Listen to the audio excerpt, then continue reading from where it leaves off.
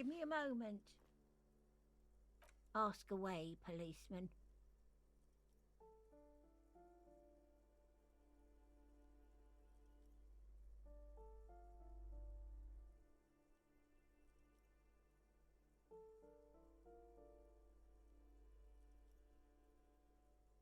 No one lives there.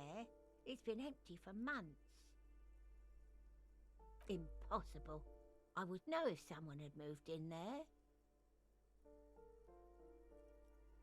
Maybe it's those countercultural people again, breaking into a house like it's a public space. You're a policeman. Be good and take a look, will you? Great. Young people. They're worse than rats.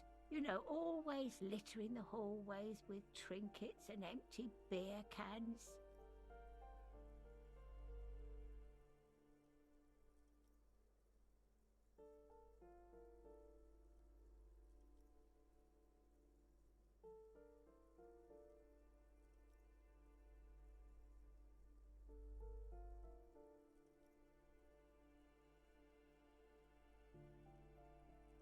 The hell am I supposed to know?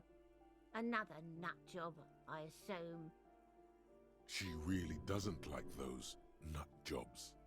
Bad blood there. Some lunatic lost his mind. All kinds of morons pass through these halls.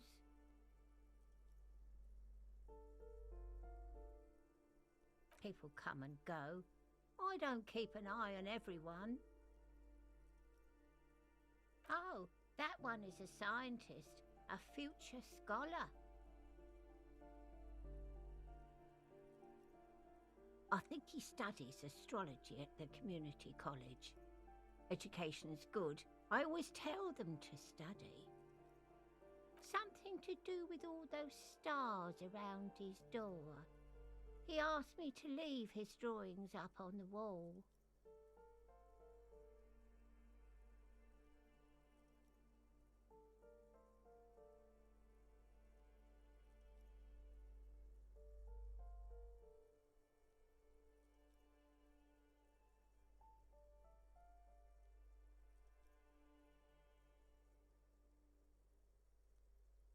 The symbol of what now?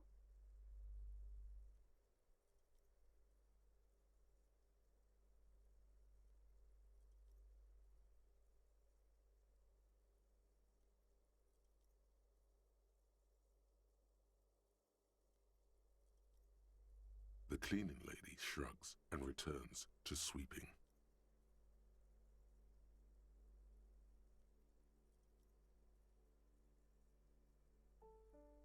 She mumbles some kind of a response, then hacks something into her handkerchief.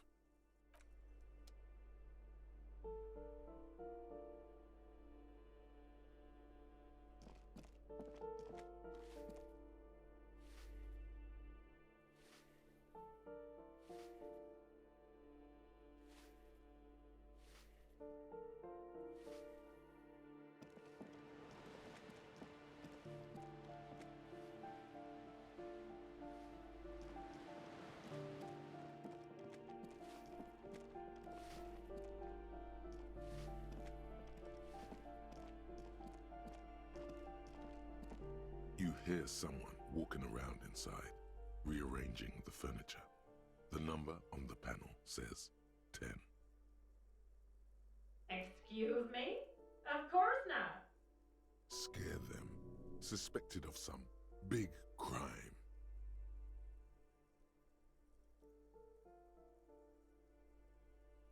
Oh, come on. That was smart.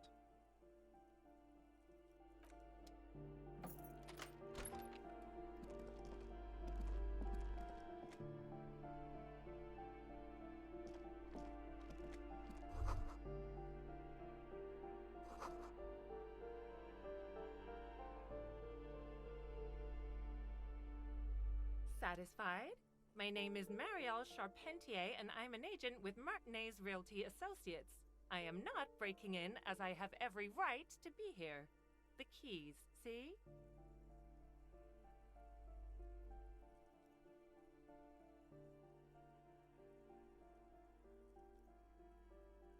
Boy, there are a lot of different keys there.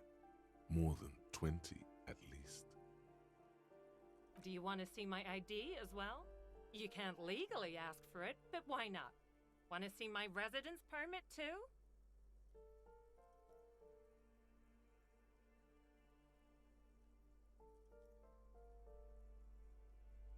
It feels flimsy in hand, with the words Revachol Zone of Control written under a nondescript municipal logo. There's a picture of her with shorter hair inside, along with all her personal details. Thank you. Do you have any questions? I need to be back in Midtown in an hour.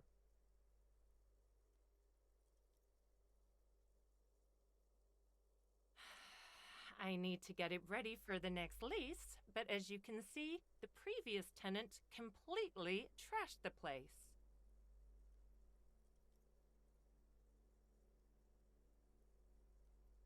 It was some kind of a moribund old man who used to be a business owner. You'd think they'd make rent. A sudden serious look crosses her face. This story didn't have a happy ending. But that was months ago. Anyway, was there anything you wanted, or is that it? I'm in a hurry. Oh, that's another huge mess. The former tenant owes us 3 months of rent. 3. We closed the apartment and planned on auctioning off the valuables, but... And again, I have no idea how stupid mistakes like this can even happen. But Ron, when he came to close the door, didn't close the neighboring door. And there's a hole in the wall.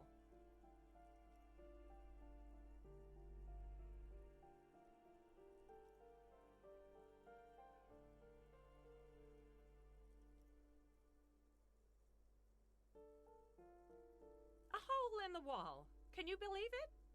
And then the tenant ran off with his stuff. He's gone. The money's gone. Just like that.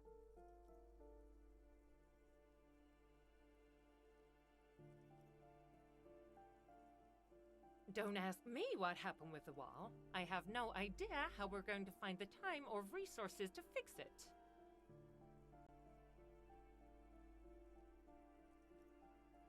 Both apartments are now unrentable. Both. Of course.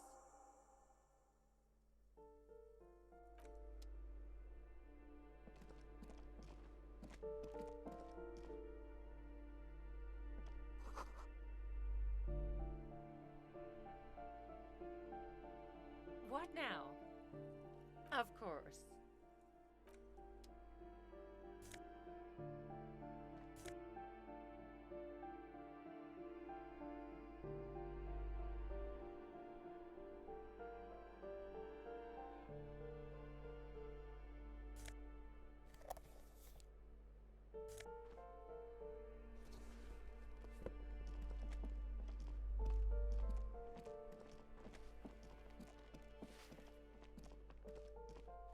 Give me a moment. I see. I hope some good people are finally going to move in. This place needs them.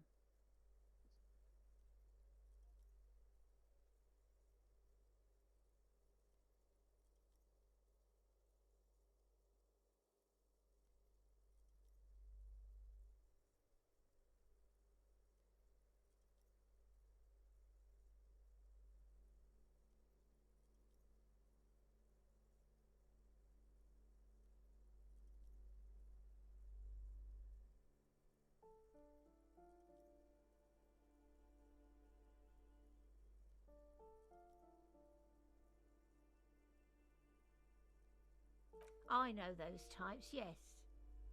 There have been some here, but they never make their rent, so they have to move out. I know their type.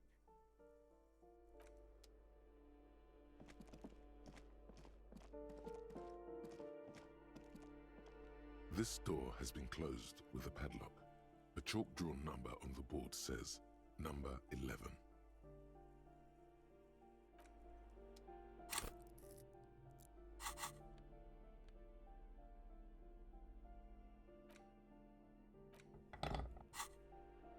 This door has been closed with a padlock. A chalk-drawn number on the board says, number 11.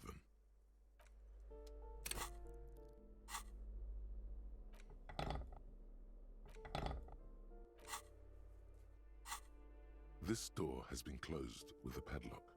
A chalk-drawn number on the board says, number 11.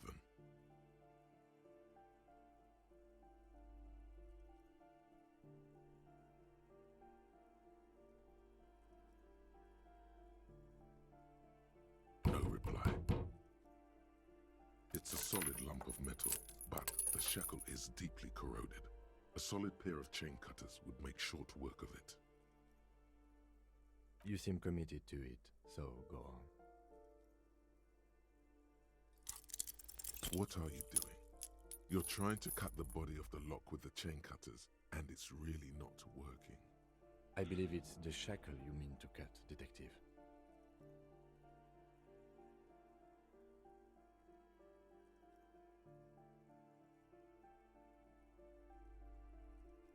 Perhaps you should give it another go. What are you doing? You're trying... I believe it's the shackle you mean to cut. Perhaps you should give it another go.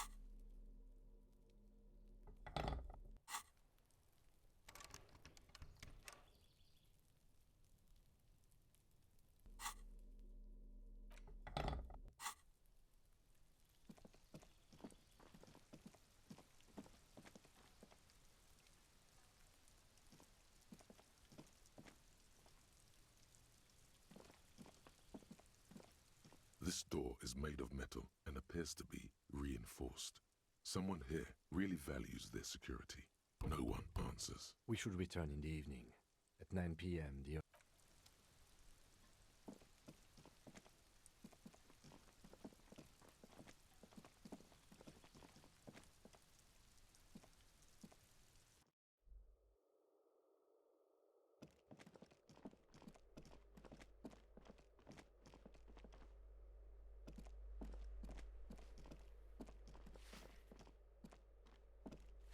Give me a moment. Ask away, police. She mumbles some...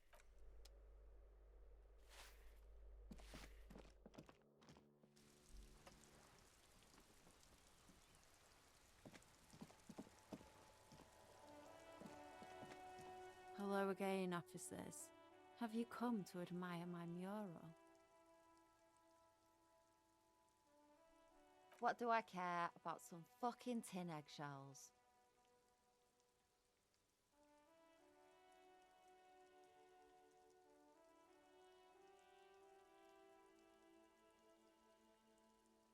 Ugh, alright.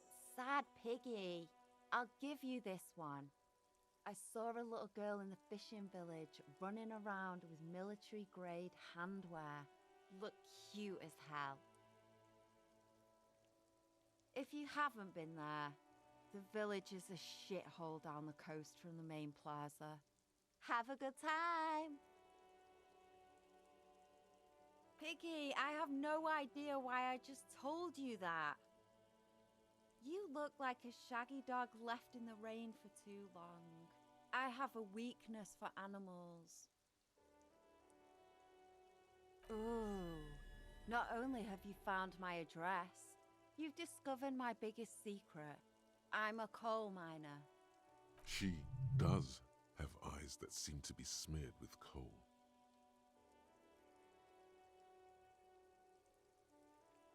Does anyone in a city like this?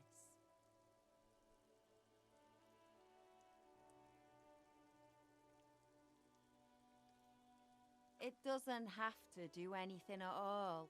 Nothing does. Like me. Right now, I'm doing nothing at all.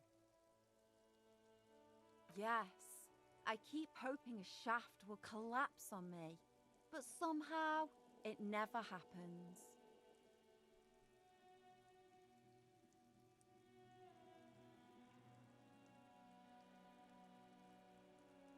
Shoot, Piggy. It's what you do, isn't it?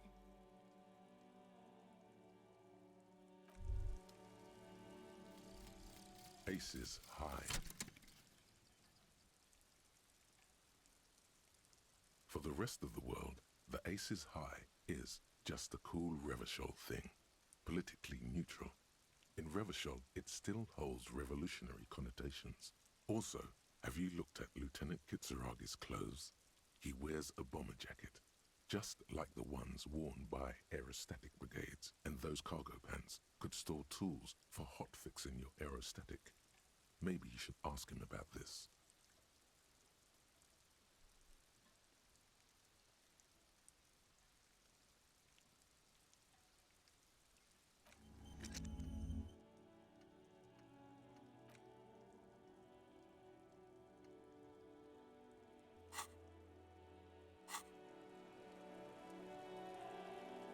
Yes?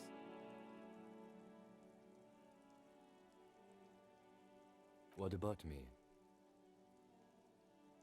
What? This? It's just seasonal clothing. Where is this going?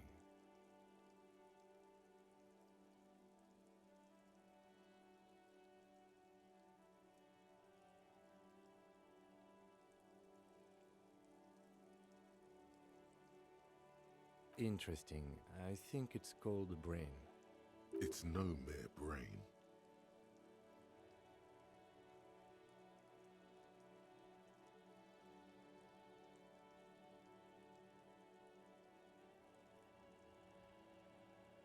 Okay, art cup.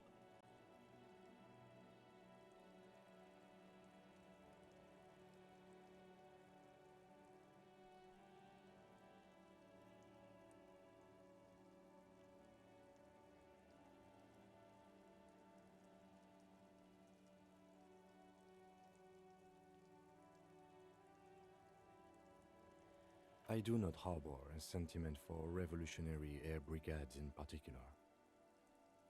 Okay, I wanted to become an aerostatic pilot. Then I turned 10 and realized we no longer have an air force.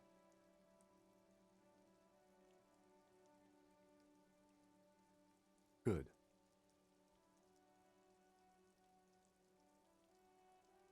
Good. Let's change the subject.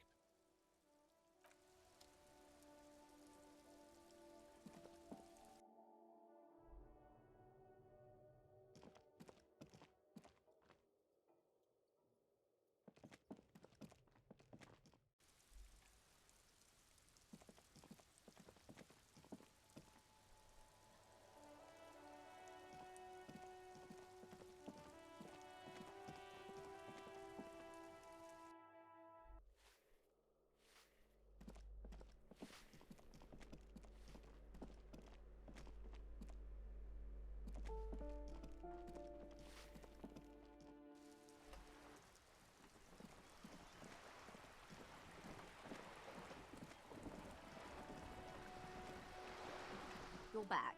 Good. What can I help you with? All around you, rain keeps falling down. On the wooden boards she's standing on, and on the water around you.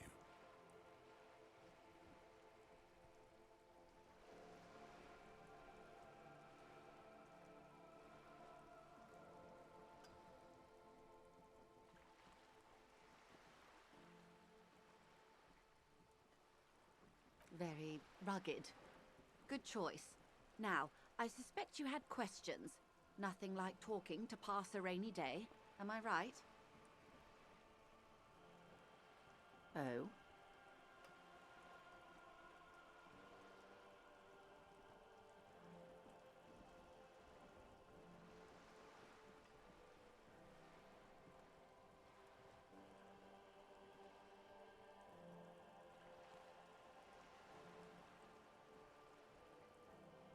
Oh. That's so helpful of him. The lieutenant looks at you, and you can swear his jaw muscle is trembling. He's able to contain the anger and surprise. Unconventional police officers sometimes lose their guns. They then go around and tell people. Incredible. Simply incredible. And how is it going?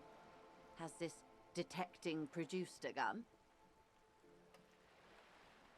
Well, maybe he's not as helpful as you thought then. Is there anything else? Of course, Detective. You can always drop by later, should something come up. What we do. She nods.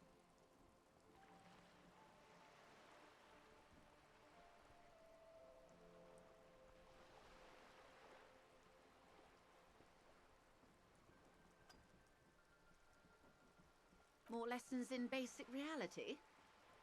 My favorite part of the day. Go ahead, ask me anything.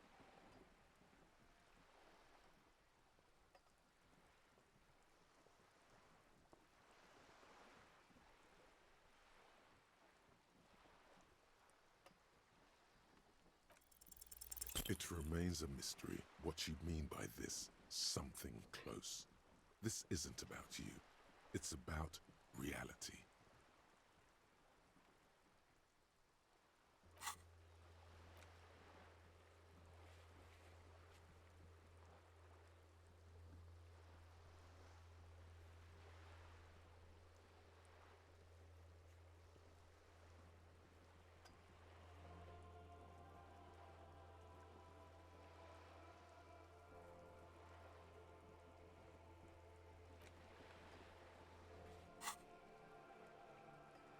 Glad to have been of assistance.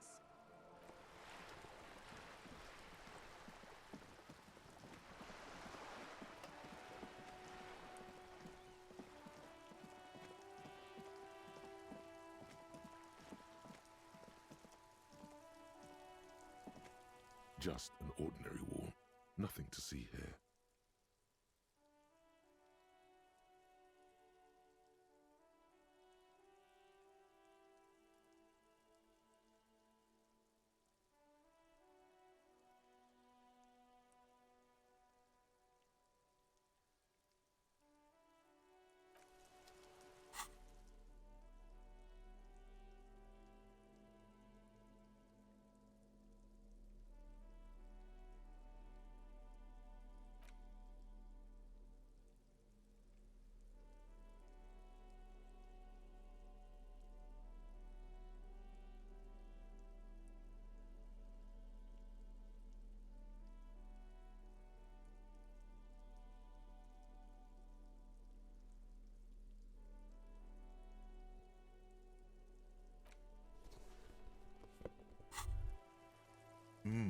The luxury of fine things.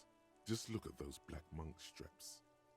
After spending an entire day hustling, who's to say that you didn't deserve a pair of ridiculously expensive shoes on your tired feet?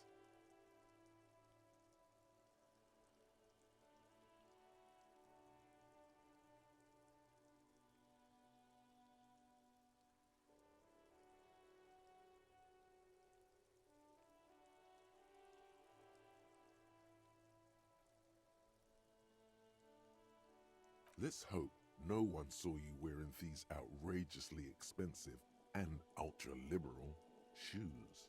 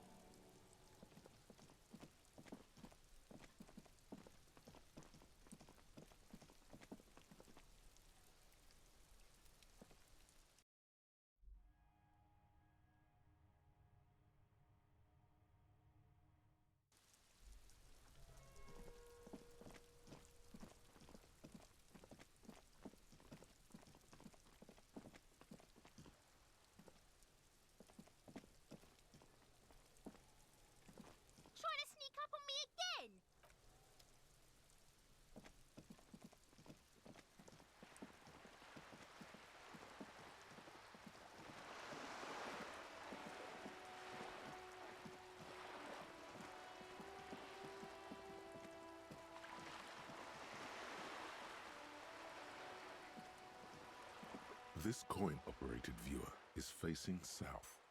It has given up all its secrets. There seems to be a sunken sea fort on the islet in the bay.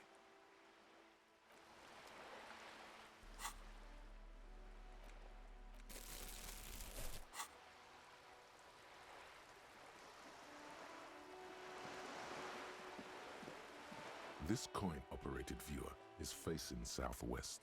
Its coin slot is full of fossilized bubblegum. The metal feels cold and wet under your palm.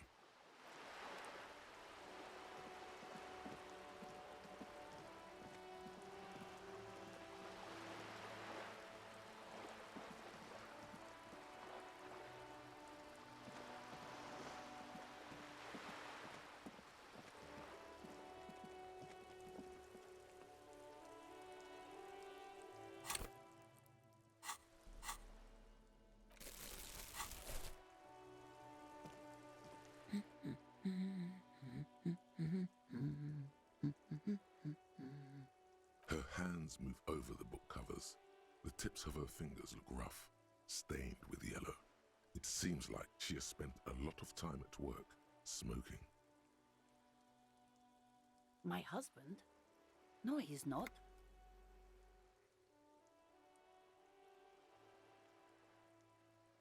I don't know.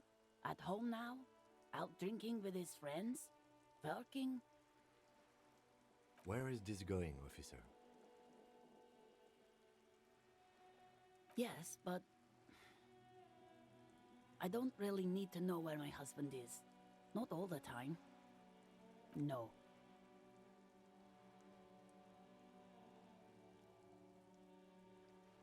Of course he's not. It's not like he's a pocket watch. I wouldn't just lose him. The woman before you nods.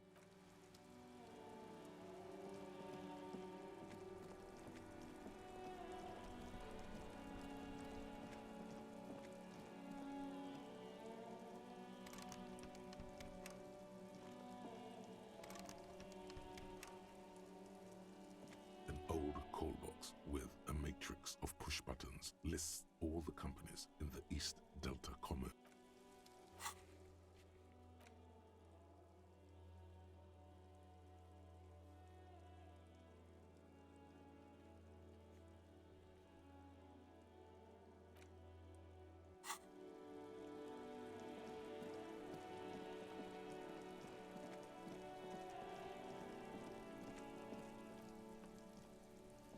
Fuck does Kuno care? Yeah? The kingdom of Kuno? The fuck? Yeah, whatever. Kuno does the fuck about it? You're testing. Get lost! Kuno doesn't. The rotting man. The lieutenant adjusts his glasses and takes a deep breath. Let's see. We have bite marks, contusions on the head and chest, and a ligature mark encircling the neck.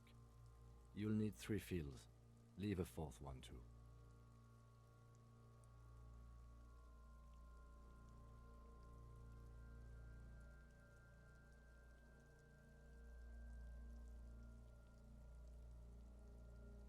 Be thorough if you want maximum results. Head, chest, and scalp bite mark injuries. Predation by birds has caused damage to the body. Odontologist does not need to be consulted. And your opinion, officer?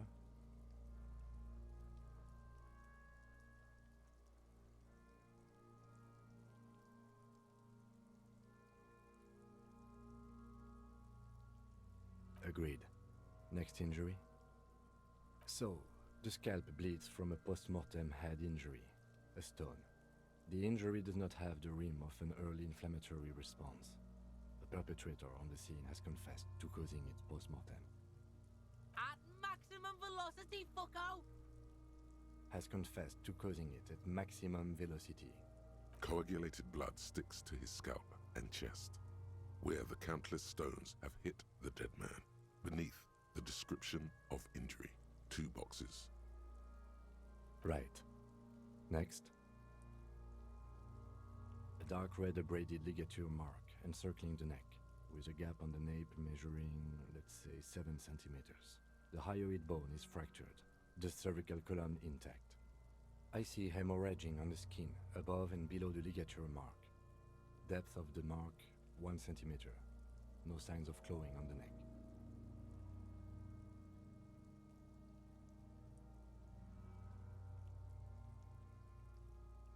Below the note, 2 customary boxes wait to be ticked. The man's head jerks to the side. The ring around his neck is visible. Think for a moment. There's time. Don't rush.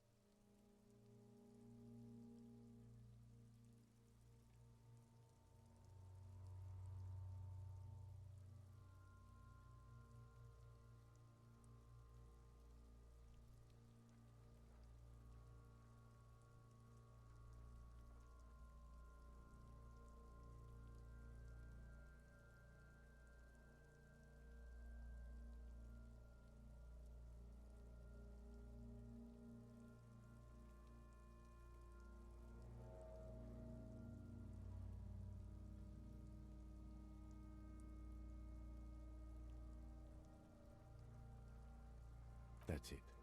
We have established cause of death. It's not much, and it leaves much to be questioned. But it's a start. Let's wrap this up. I pronounce this field autopsy over.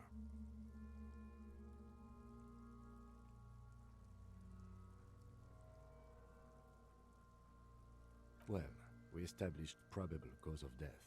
Some would say that's the goal of an autopsy. We were thorough with the list of injuries, too. We described them all in detail. What is there to say? Given the circumstances, it was a professional field autopsy. Oh yeah, well done, Master Detective. Maybe a drink is in order? Now we put him in a body bag and I drive him to Faubourg for processing. The lieutenant looks at the dead man one more time, then at his notebook, then at the corpse again. You tilt your head, also looking at the corpse. I'm sure we didn't get everything. There's always something.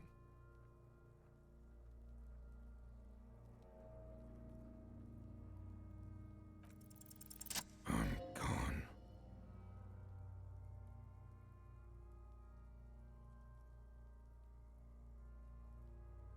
Into the wild pale yonder. In the past, way out in the west. What was that, pale yonder? Do you know what the pale is?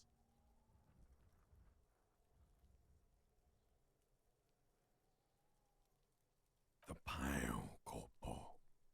It spooks me out. The corpse is silent. The nose in the middle of his face is swollen. So are his cheeks. His lips are motionless. I'm a joke. Look at me.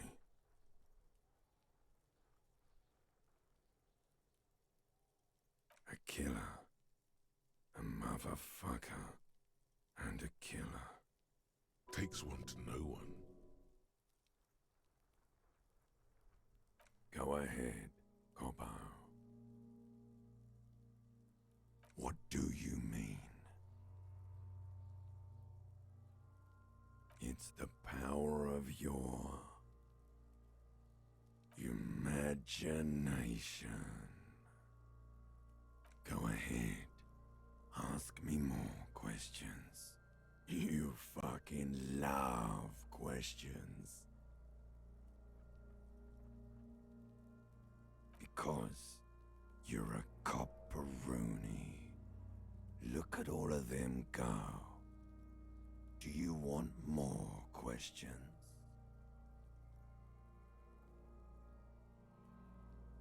Here you go, you loony.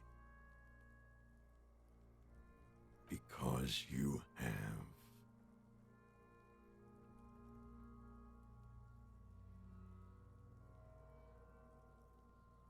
Come back later, Corpo. Amuse yourself with my frank manners and my memento mori features. If possible, also, see me in your dreams.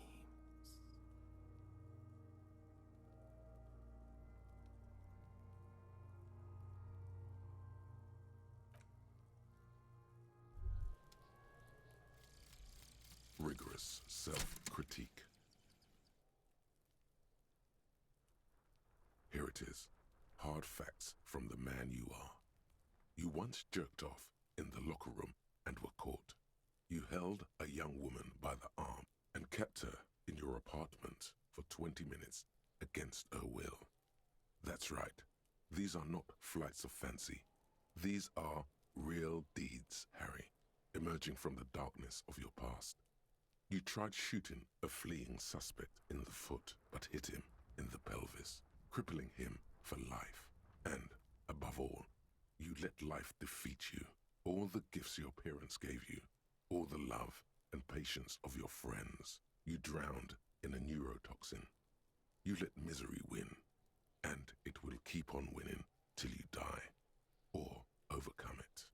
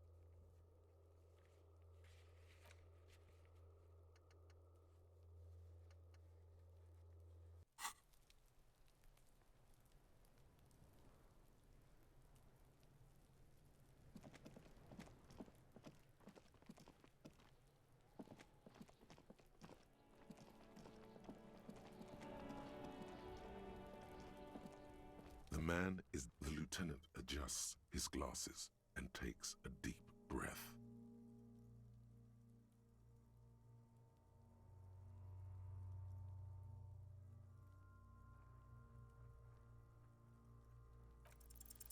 You run your hands over the victim's cold body, his limbs, his torso with its swollen organs. Maybe you should be more thorough. His fingernails have turned dark. They're chipped and quite long. There is dirt under them. That's all. Do you think we missed something? You can't shake the feeling that there are more secrets concealed in the flesh before you. Okay, well, we are in livor mortis here. He is disintegrating. We need to refrigerate the body if we want to conduct another examination, and we need to do it fast. It would have to be industrial in size. Let's start by asking Gart at the Whirling in Rags and the Fritz store down at the gates. If they don't know, but only if all else fails. Fuck are you looking at, Beano man? You want a piece of the Kuno? Wanna get fucked? Only if all else fails. Hurry. This is one task we cannot sideline. With every hour, whatever we are looking for will become harder to find.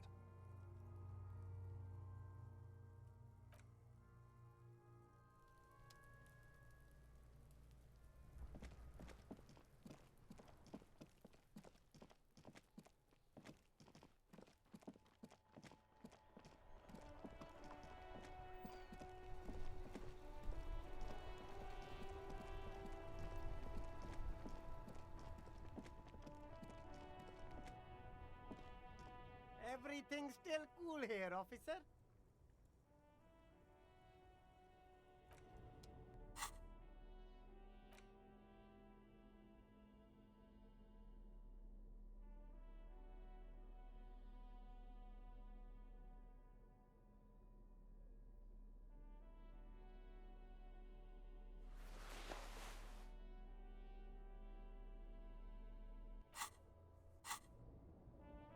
Everything's still cool here, officer.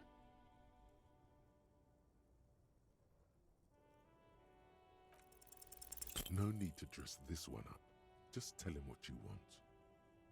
Oh, okay. But why, officer?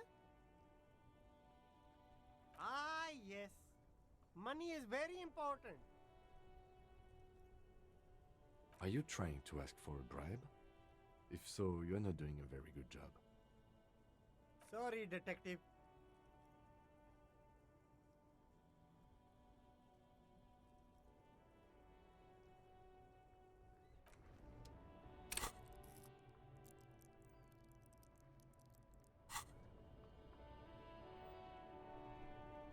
Everything's still cool here, officer.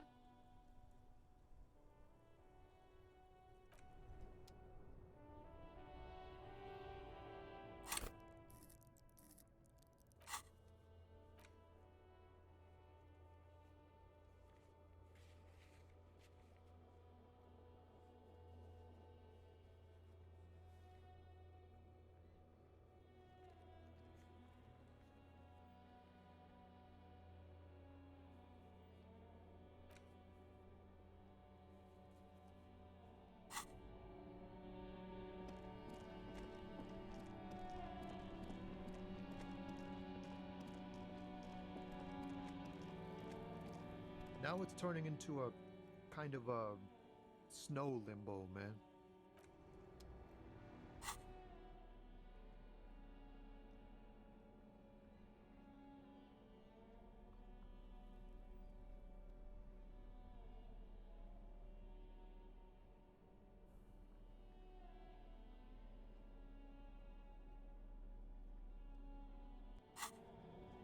Now it's turning into a kind of a snow limbo, man. What's like ease into it? Don't go too far. This seems like a personal matter.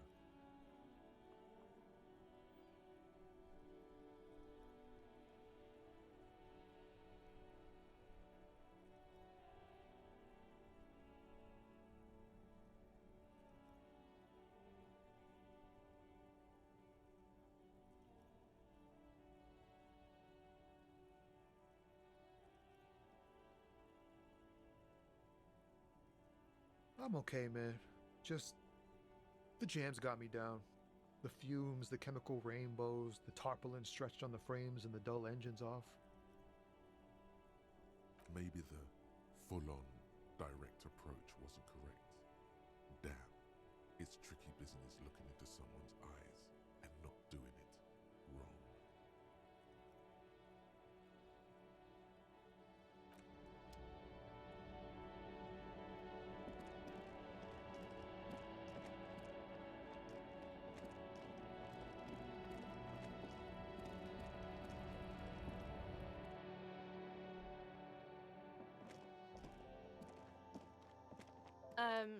Is this about the questions again?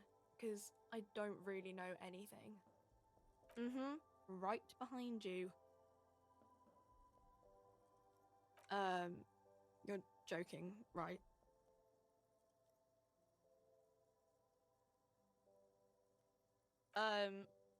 Okay. It wouldn't even fit, you know.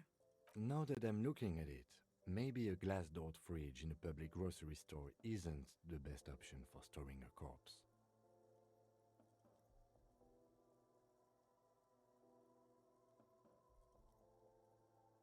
Okay.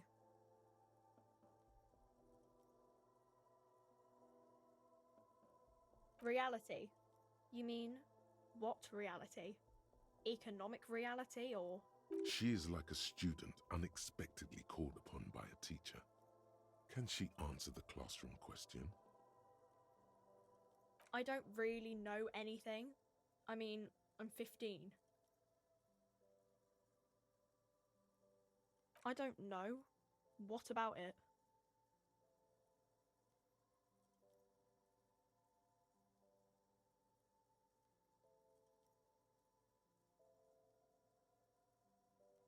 We're in for it? As mankind, or as a nation, or... What will her essay prompt be? in a good place? I mean, science is doing great, and this radio computer thing seems to be kinda big. I don't know.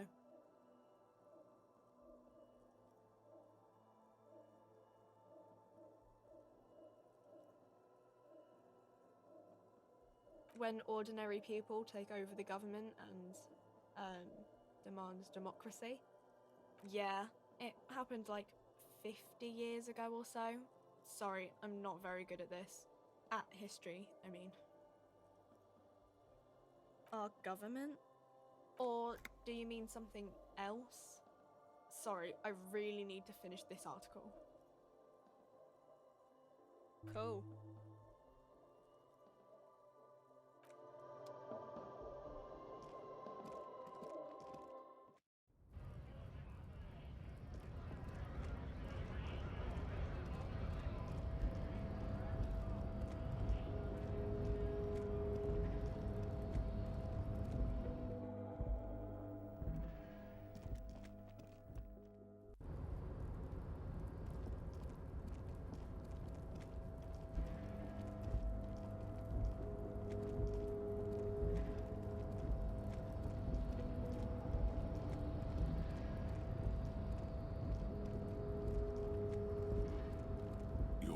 Before the cargo container. Its drawer has not lessened since you were last here. If anything, it seems to have grown slightly.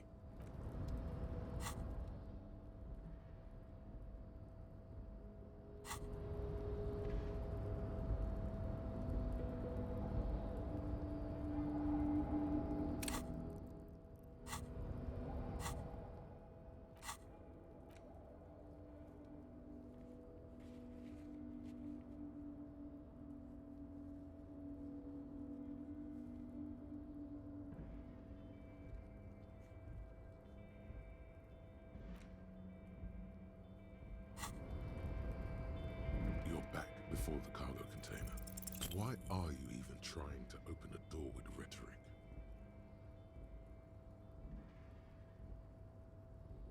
Because what wasn't an option?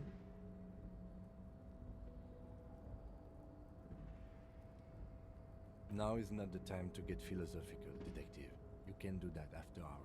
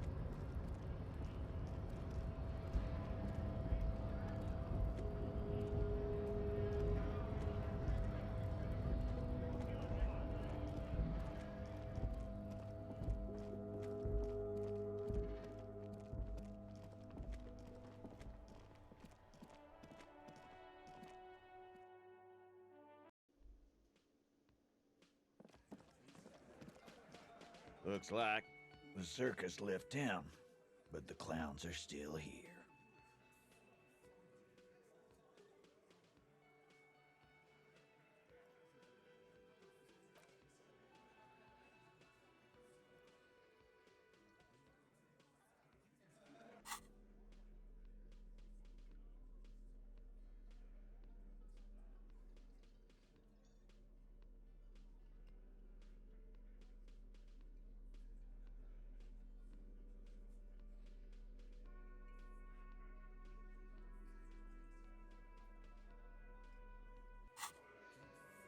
Looks like the circus left town, but the clowns are still here.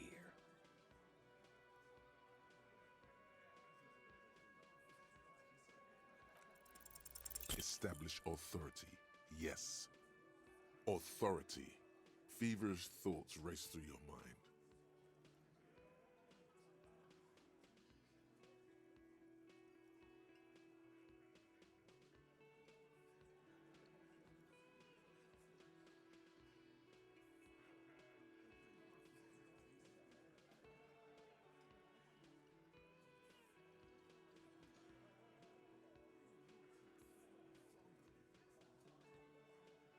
Stop shitting your pants.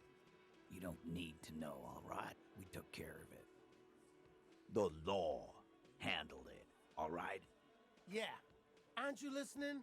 It's done. Finito.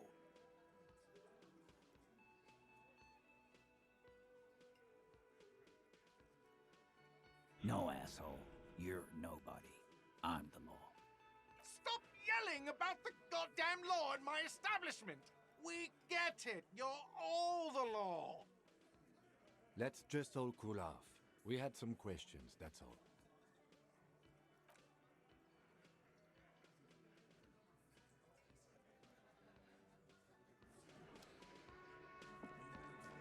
Behind the dockworkers, a ceiling-height window.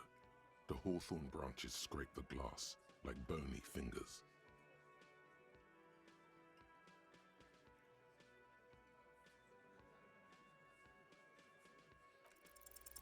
Nothing. Just black tangles like the hair of an old woman. Motionless. The wind.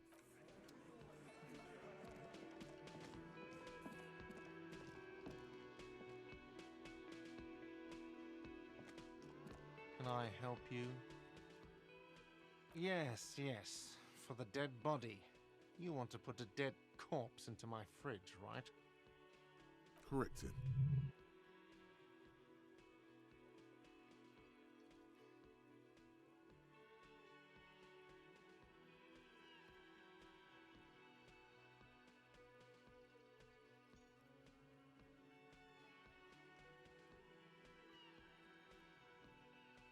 I don't care. You're not putting a dead body into my fridge.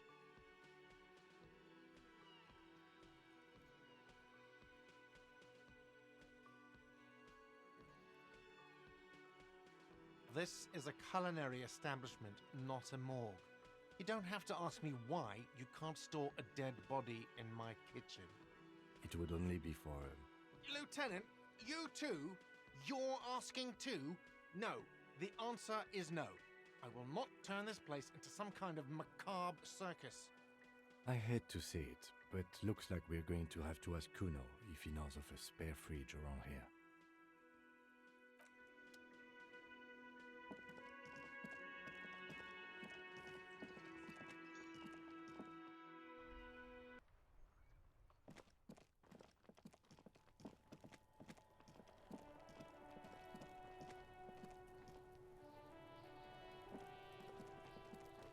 Does Kuno care? For the fuck him. Good thing you asked the Kunmeister. Kuno knows a fridge. Perfect for freezing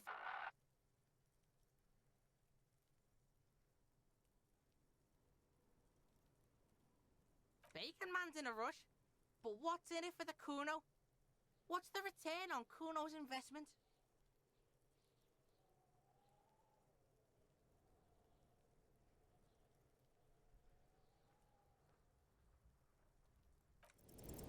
Kuno's a poor kid from a poor neighborhood.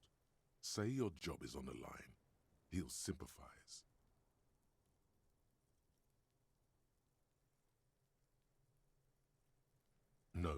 It's not weakness, it's sincere. Do not confuse sincerity with weakness. Say it. Trust me.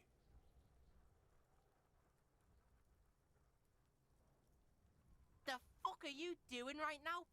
The fuck is this shit? Don't pay attention to him. Just keep telling your sad story.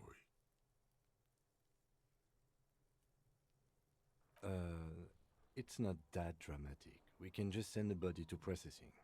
Kuno's never seen anything so lame. Listen, pig, if you were Kuno, the fuck would you care?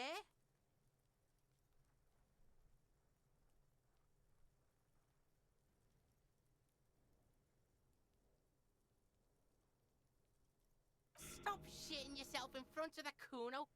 Kuno thought you were some kind of big shit. What is this?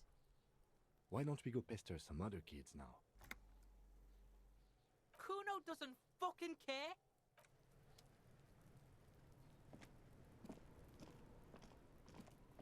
I'll die before I squeal, pig.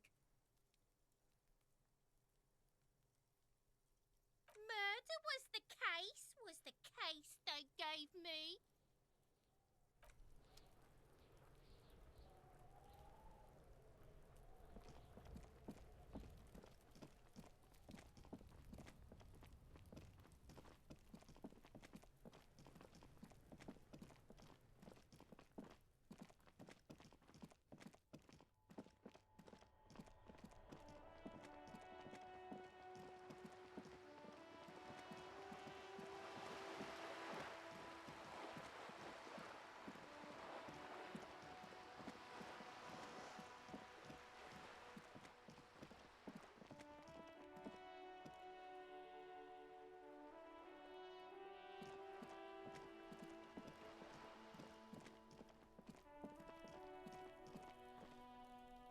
Trying to sneak up on me.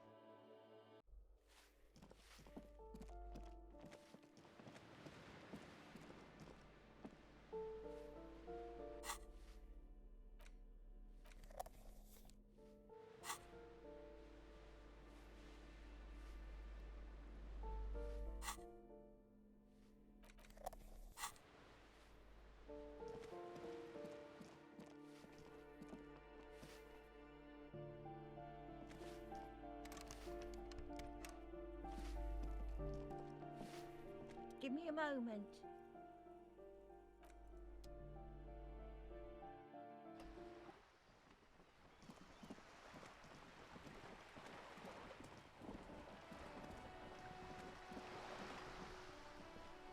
You're back. Good. What can I help you with?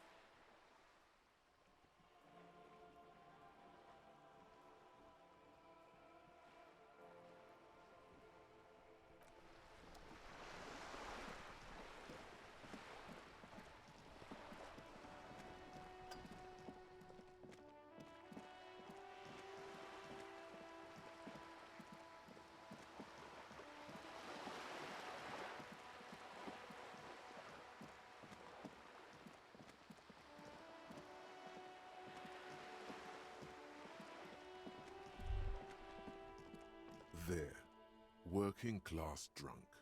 You know what this means, right?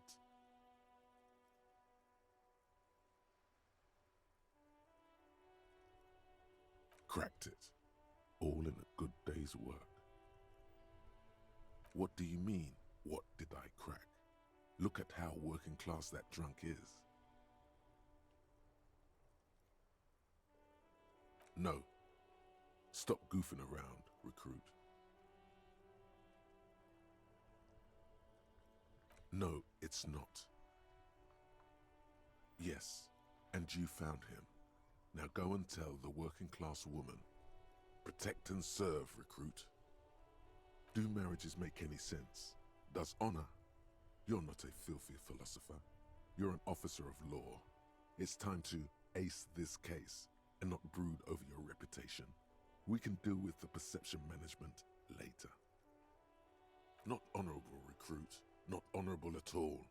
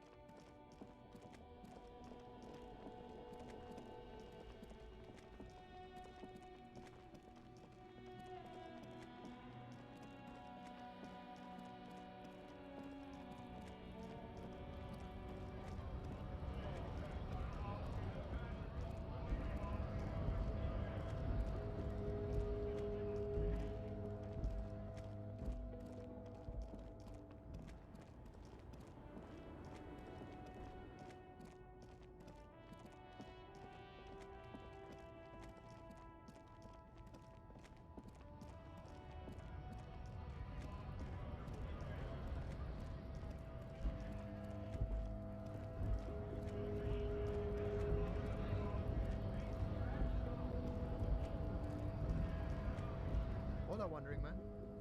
How can I help you?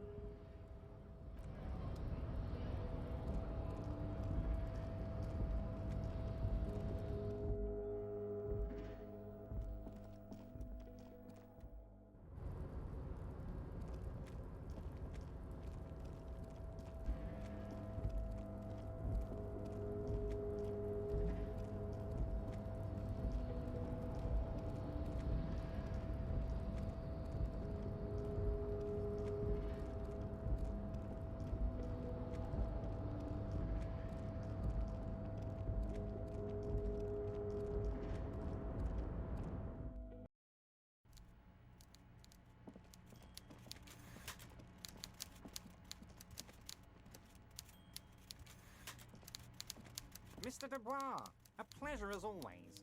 You don't have to sit down this time, since you've already sat on that chair.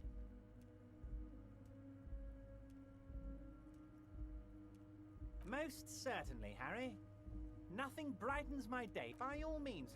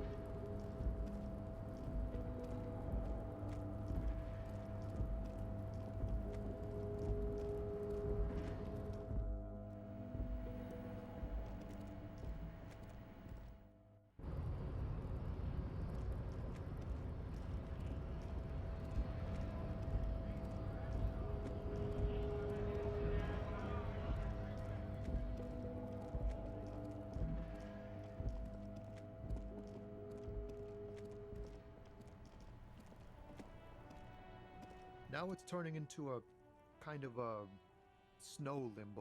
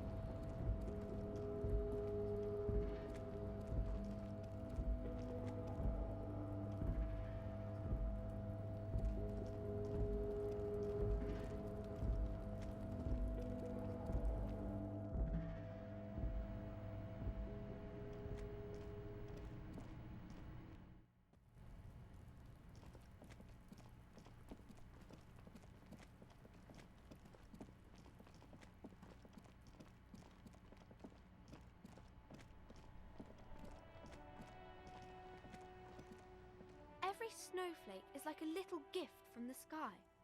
A fridge? You mean like the Ice Bear fridge? Man, that's scary. Ice Bear fridge? Yes, like a bear but white. There's a fridge below the building in the basement with red glowing eyes. I went back there once, behind the bookstore.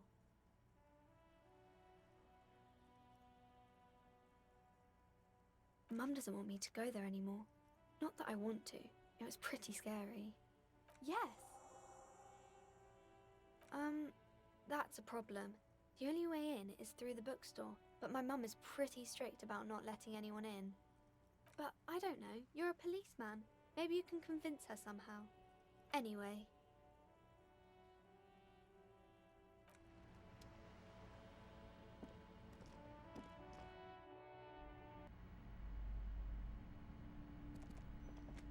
Hello again, esteemed officer, and welcome to Crime, Romance, and Biographies of Famous People. A fridge? No, I don't know anything about a fridge. Aren't you interested in books? For whatever reason, she's lying to you about the fridge. Seems like you have to find your own way to the cellar. Goodness, you were already doing good, browsing the shelves. Why do everything is on the shelves? Take a look yourself. The shelves compel you, don't they? She smiles and nods, seemingly relieved.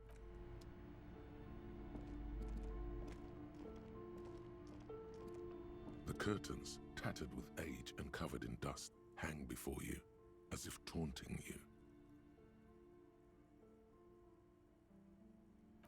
Just as you're about to pull apart the curtains, the petrified voice of the shop owner cries out once more.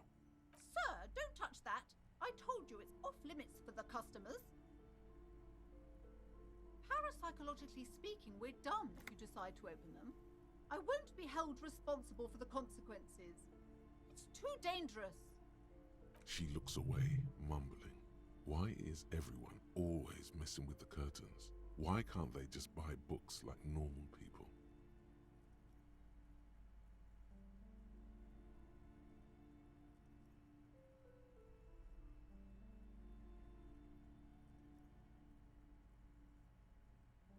Why? It's not like anyone was killed there. I'm sorry, I don't mean to be so impolite. Just please don't go there. I can't allow that. You'll only make things worse and unleash the powers. The curtains do seem frail suddenly, not robust enough to contain a slippery darkness. No, it's just a storeroom for the employees, I told you. Now please step away from the curtains. Everybody suddenly needs something from there. Leave the curtains be. It's what it wants. Okay, so what's in there has a will, and it wants you to enter? This is bad.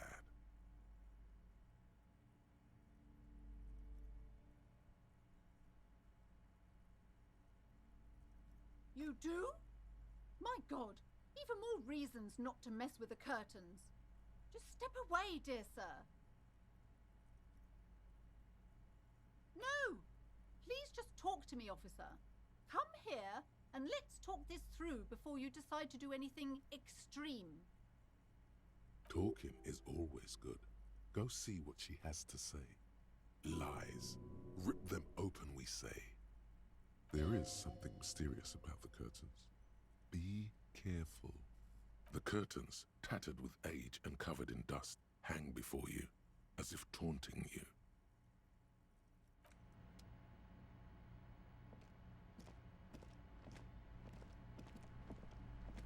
Hello again, esteemed officer, and welcome to Crime, Romance, and Biographies of Famous People. I already told you, it's just a storage room for employees. I don't understand why it's so important to you. Just let it go, officer. Go buy some goddamn books. You're supposed to be drawn to the books. She's so tense, it's a miracle she hasn't snapped in half yet.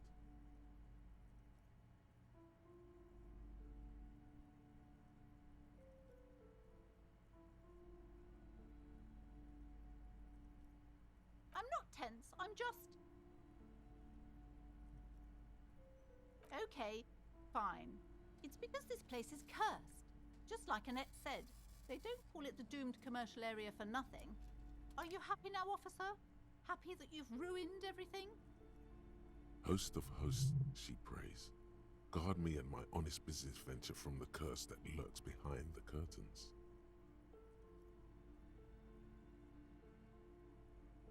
It's not good to talk about the curse, not in detail. The negativism, it's dangerous. Talking about the void wraiths angers them. Wow. Void raves. You have new words. Yes, I've contacted numerous parapsychologists, and even a pair of Simonese mediators. They provided me with the wards. The wards help to keep the doom at bay and protect us against the darkness that lies further in the building, even though now I fear it's not enough. Oh, this? No, it's a special Himian amulet, blessed by desert pygmy shamans, with a spell of compulsion. It's to compel people to buy books. There are numerous spells cast throughout the store. I had the books anointed with a different inducement spell, for example. It's guaranteed to boost sales 15%. Desert pygmy shamans. That sounds like a rather questionable way to describe a group of people. The curse is so much worse than you could imagine. It's a disease, eating at the very foundation. It's the curse of financial distress, of ruin and bankruptcy. Didn't that curtain just move?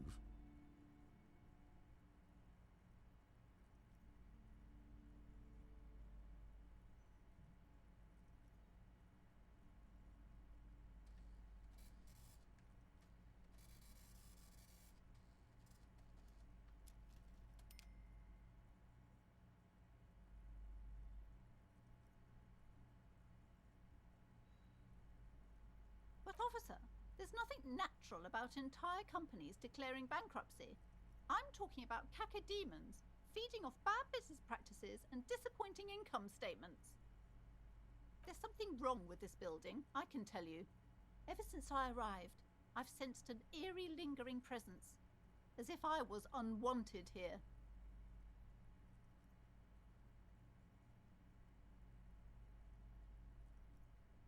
Most certainly not. I don't want anyone who's not familiar with the psychic arts to get involved in this mess. Stay away. Leave the spirits be, so they can return to their slumber.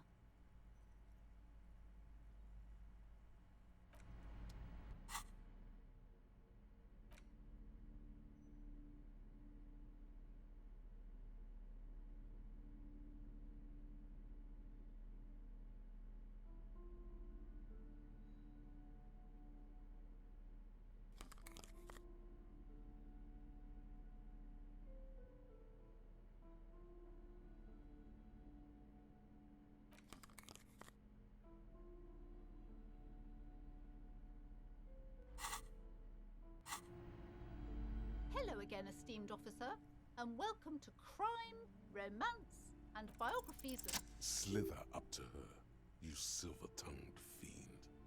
Show her what world-class perfidy looks like.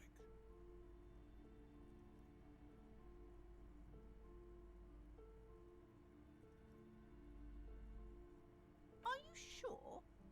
Don't think I haven't seen charlatans before.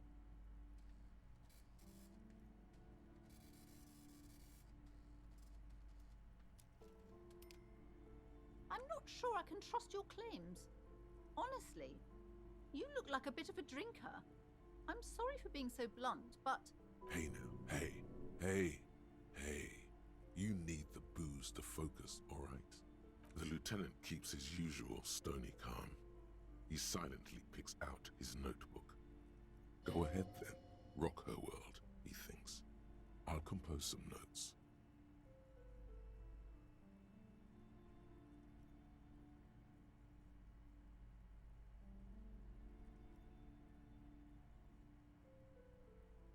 How do you know all this?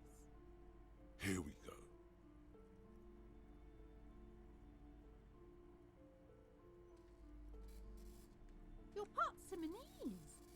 means our meeting couldn't have been mere chance. The hand of fate guides us. But I am not the only one at risk. I have to think of my daughter. You are certain you can help us? Keep us safe? I can't allow any collateral damage to hit us. If you promise, good officer, then you might be our last hope. Do you swear it?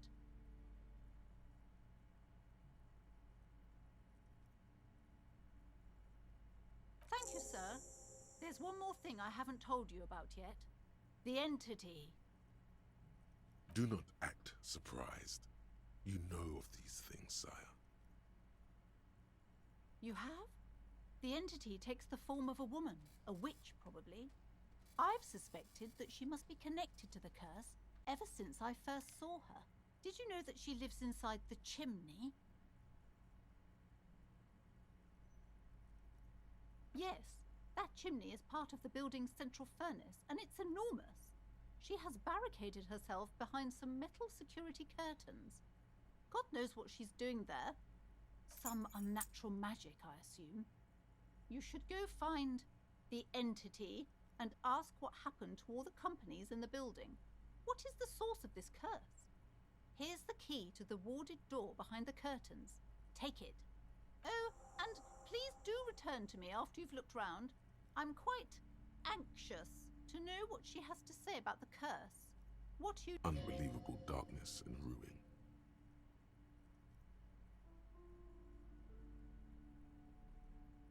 What you discover? Probably just office space and the damn fridge. Don't be scared.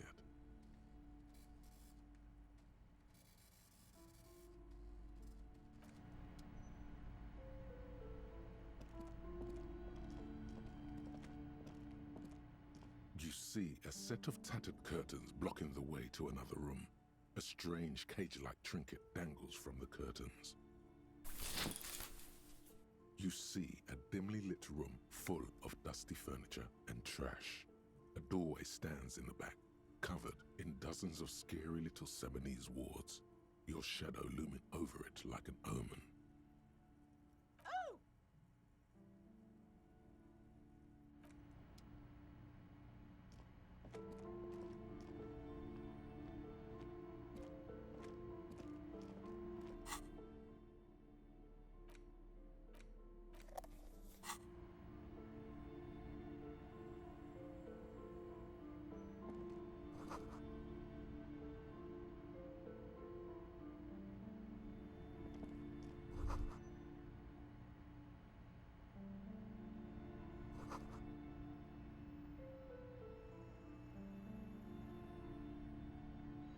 A heavy door with a missing handle stands before you, covered in dozens, if not hundreds, of Seminese trinkets and charms.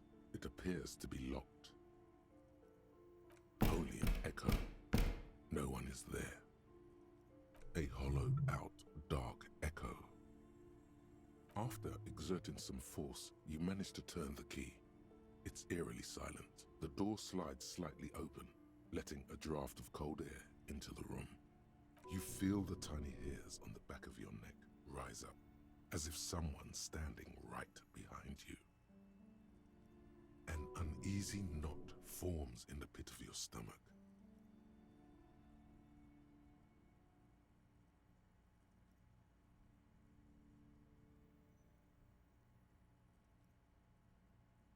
Outside, the wind howls in from across the bay. The building at Rue de Saint-Ghislain stands like a matchbox on its side, with men inside like little wooden sticks ready to catch fire.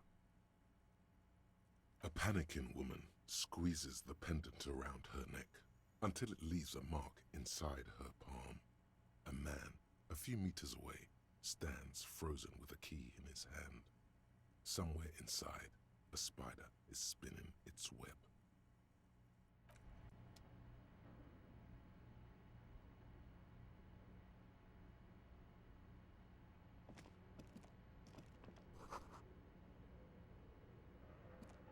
What is this place?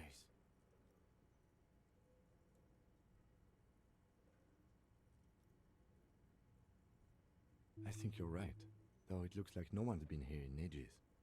I doubt the electricity still works. Good thing we have a flashlight on us. Some specks of dust shimmer in a faint beam of daylight falling from the window. Other than that, the room is dark. An eerie feeling rises in your chest. Sounds good.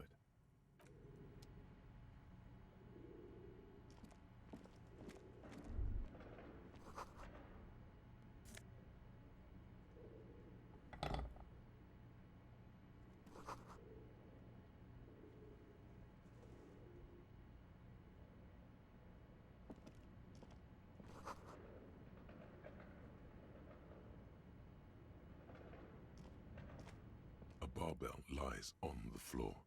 The color has worn off its weight plates. It's 60 kilograms. Your triceps hum at the sight of these weights. Show the world what kind of beast it's dealing with. Lift them. There are no collars on the barbell. This is a safety hazard. Why does it feel so familiar?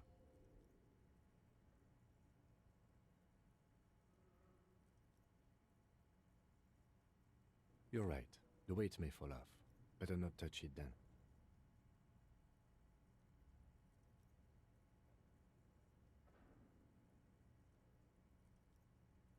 No one does until they get smashed under the barbell. No, it's not that. It's the stale smell of rubber, the squeaky sound of sneakers, your bruised knee against the mat, and a whistle. Then the feeling is gone. It's just a memory from another life, when you were young and fit.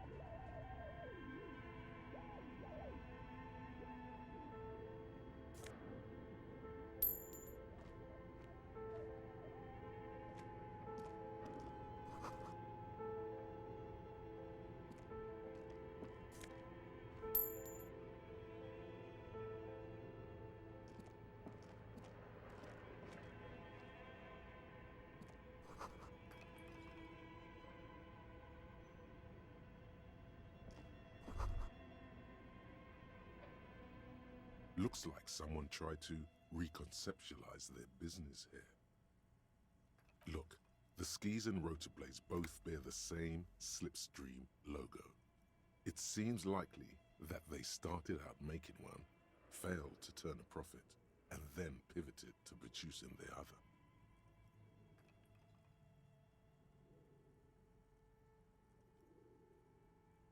That's a good question.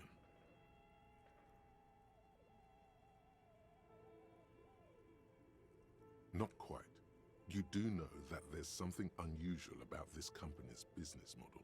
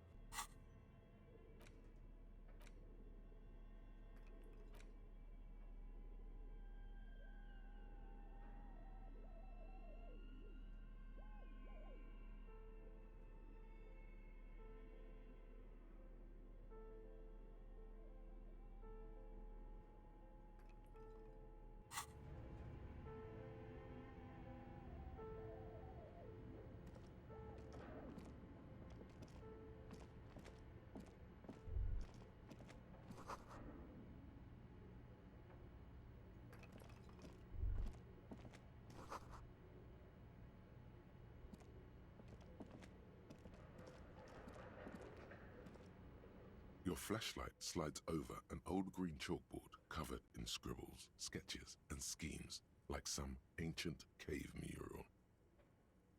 Some of the writing has faded with age, but you can still make out sections here and there. Photos and drawings have been pinned to the board. These lithe, pointy-eared creatures appear to be different types of welkins. You make out autumnal candle welkins casting wax-based magic. Translucent welkins with organs shining under their skin, and even ether welkins hailing from the vast emptiness of sidereal space.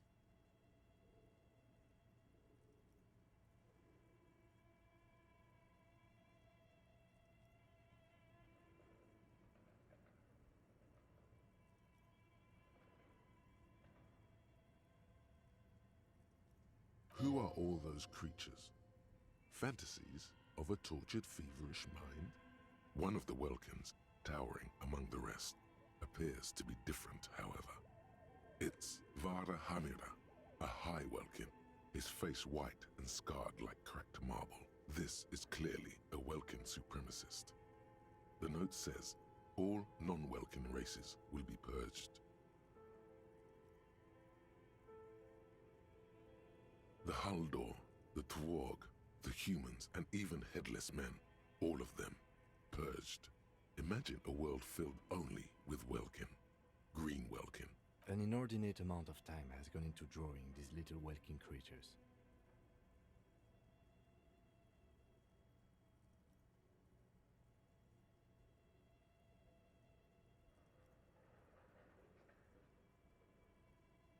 Some people really like building a world, I think, even if it's just for a game. Just look at those details. So much effort. The handwriting is only partly legible, but you can still make out 3 slogans: Call in, Tune out, Wirral Untethered, and Heat Death of the Universe. The full text reads, Heat Death of the Universe is the new black. Another note says, the biggest advancement in role-playing systems since the 30s. Outside, a cold wind wraps the building in its bosom. Snowflakes in the wind. An old woman passes what the locals call the doomed commercial area. She tries hard not to look at the bookstore windows. It's unwise.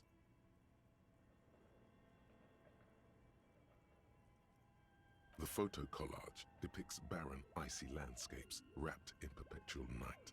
You see permafrost and glacial landforms, dead trees grown in under the snow. Entire oceans have been frozen from shore to shore. There are pictures of settlements on dried-up riverbeds, abandoned in a storm. Animal corpses in the dark, carcasses and bones. You see primitive oil rigs built into glaciers, boreal dvorg, yurts under the snow, great mammoth-like beasts of burden. Albeit dark and cold, this vision also feels cozy in its own way, like eggnog or morphine, a much-needed respite from our own world. A pinned postcard reads, the heat death scenario, a desperate fight for geothermal energy engulfs the world as Wirral becomes untethered from its sun, drifting through the universe. This is a monthly calendar from the year 50. Cryptic words like sprint, daily minimi, and GPI span the marker-drawn grid, the grand scheme of production and money. It looks a bit like an academic calendar, only much more brutal. As time goes on, the numbers in the boxes grow rarer and rarer. The board becomes an empty snowfield in the final days. Only failure and regret dwell in this region. Looks like they didn't make it. A note in the bottom left corner of the chalkboard says, see the prod schedule filament for details.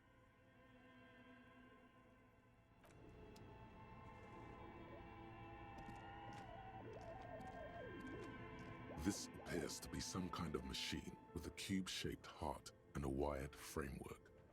The keyboard has a rectangular on-off button. A piece of paper still hangs from the printer. A radio computer.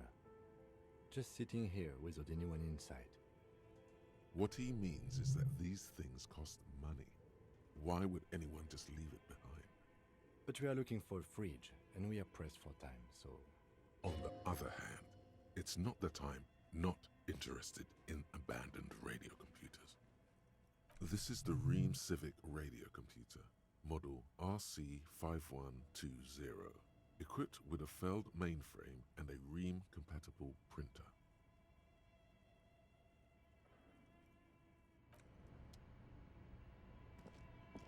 This old fireplace is covered in lines drawn in blue and red marker, the mesh spreading over the stone like blood vessels on alabaster skin. It looks ghostly and strangely ancient. The whole thing resembles Kadran mosaic tiles. Very pedantic.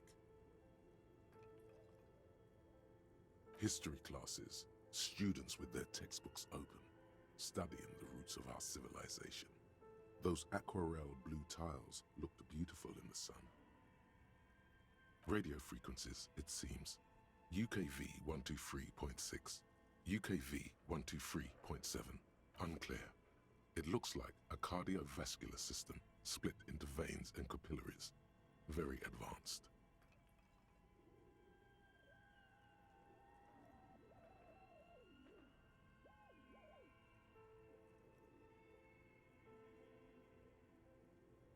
You think so?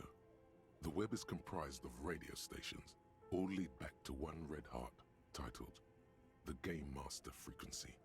A note says, this one can listen in on any station it wants.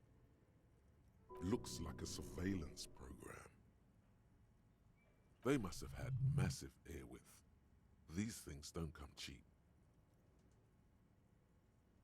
Whoever decides to call in to a call-in station, it looks like. A list of names under the stations suggests people across 6 Isolas would be playing. Muindi, Insulinda, Kotla, Grad, Samara, and even Il Mara. There's no way a little basement studio working here could pull anything like this off. My God, it's as if the less money they had, the more ambitious their project became. Exactly. This schedule, I know doom when I see it. The company was running out of funding. Nothing. It's just lines on marble. An echo from times long gone. No one has used the fireplace in ages.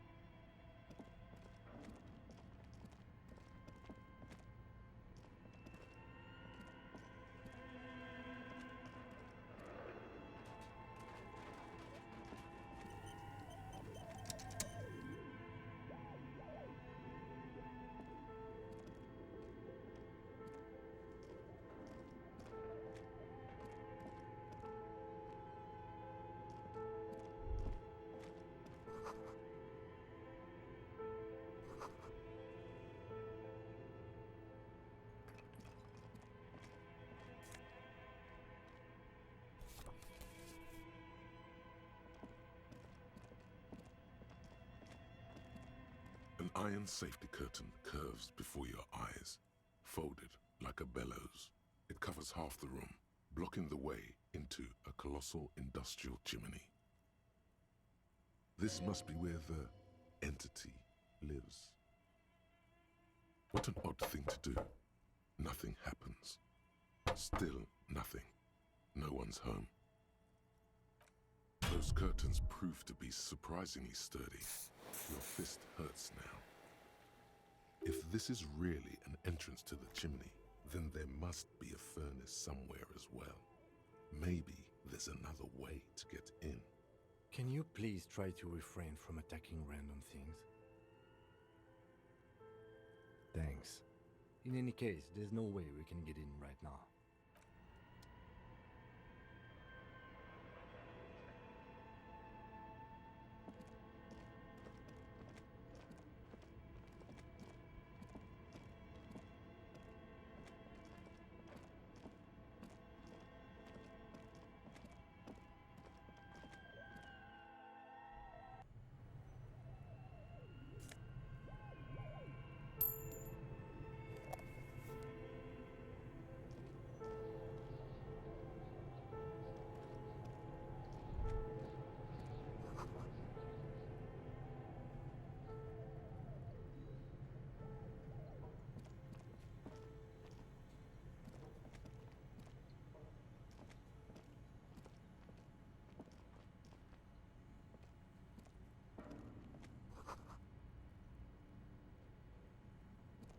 thick layer of coal dust covers the furnace, coloring it pitch black. Looks like this furnace has a face, and it's a face of agony. It's dark and grimy here.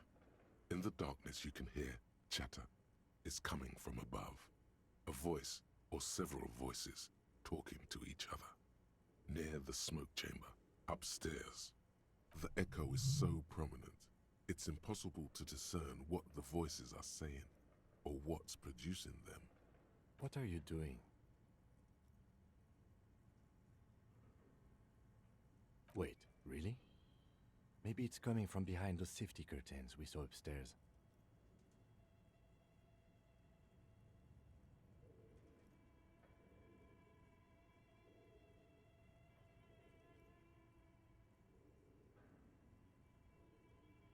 Looks like it. Looks like an old central furnace used to heat the building. It's connected to the chimney. No one has used it in ages. No signs of any recent fire. Only dead rats. You're right. The rooms do look like they're connected. But malignant entities don't exist. At least not the supernatural kind. Always has to be the skeptic, this man. Then what was the chatter you heard?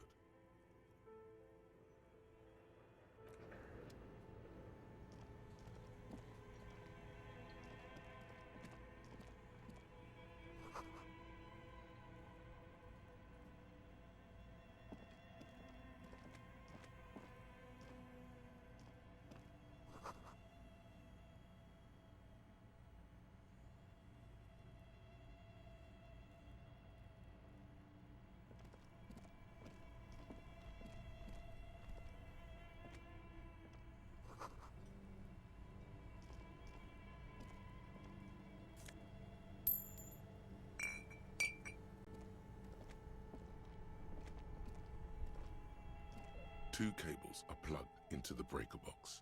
The red one leads off into the darkness, and the black one to the ice cream maker nearby. Rip the red one out. Look how giant and red and inviting it is. Don't rip the red one out. You'll awaken the ghosts.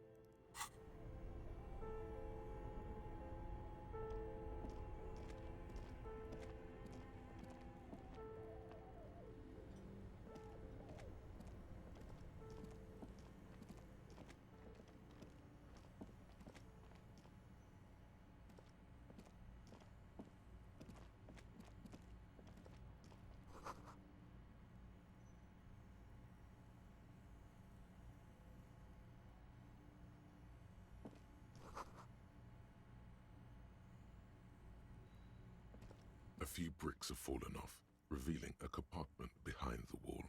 It's too dark to see in.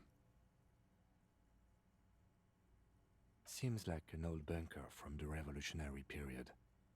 Look at all those rifles. Must be an old weapons cache. There is, yes. And there also appears to be something inside the hole. Interesting. Do you want to take a look? Your hand reaches deep into darkness and spiderwebs. Rummaging around, you find rusty rifles hidden away. Most of them are rusty and inoperable, like the rest, but one catches your eye. A bolt-action model with a fine wood stock, in better cosmetic order than the others. That's a rare sight. Seems to no longer be functional, but still a beautiful thing in its own way.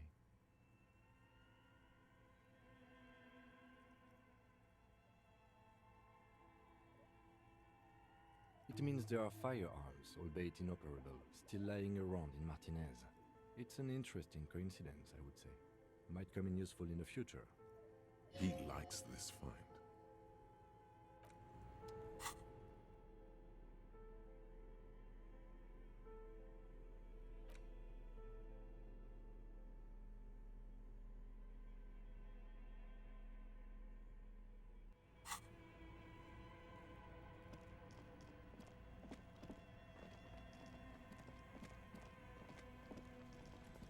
You see a terrifying ice bear with a strange compartment in its belly. The door is covered in frost and the bear's eyes are glowing red. This ice bear is a hyper-carnivore.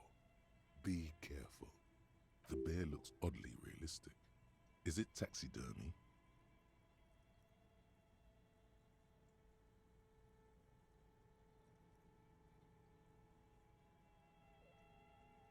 This must be the fridge you were told about.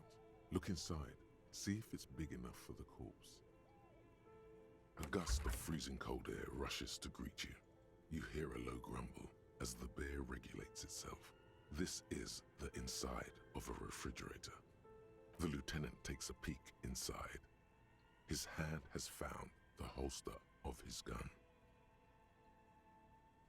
Of course, a giant ice bear-shaped fridge. Just what we were looking for. Let's see what's inside. The shelves are empty. All you see are crumpled ice cream wrappers with the brand name, Revachol Ice City. A handwritten note has been attached to the door. The fridge is huge. You pocket the note and the little fridge magnets keeping it on the door.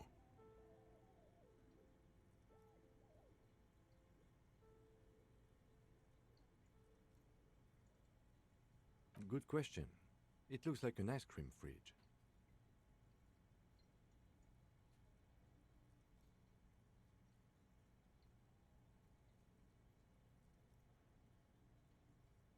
I know. What an unfortunate marketing choice. What is even worse, the bear is still costing them money to this day. The fridge buzzes with energy. The electricity bill on this thing must be catastrophic.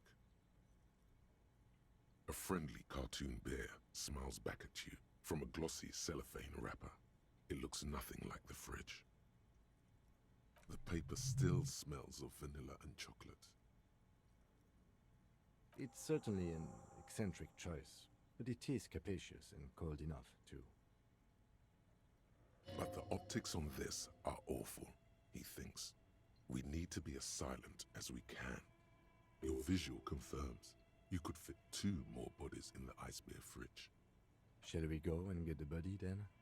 I'll take the head, you take the feet. The stairs won't be easy, but we'll manage. The body is heavier than you expected and stinkier. It takes half an hour to get it down to the basement, then 10 more minutes to stuff it into the fridge. The lieutenant takes a step back to admire your handiwork. Beautiful. A dead body in an ice bear fridge. This is some of the best police work I've ever done.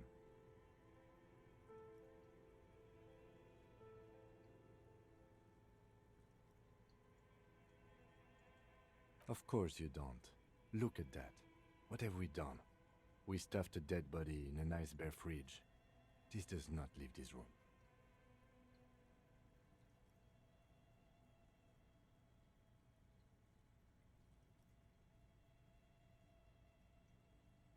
If I were an artist, this would certainly not be my vision. I would be much, much more conservative in my work. He's right. His work would be much more formal.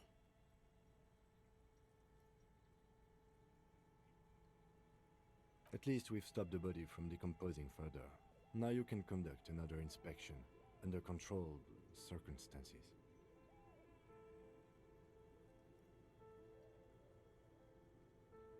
Inside the icy realm of the ice bear fridge, the corpse stands slumped, waiting.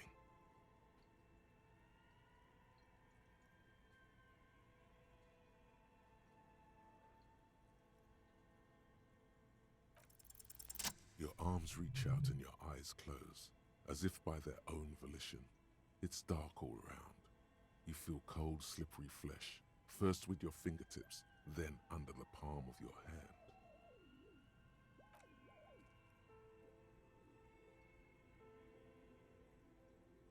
His face, his cheeks, his nose, his fat, swollen lips. Like a spider, your hand crawls over his features. Everything is silent.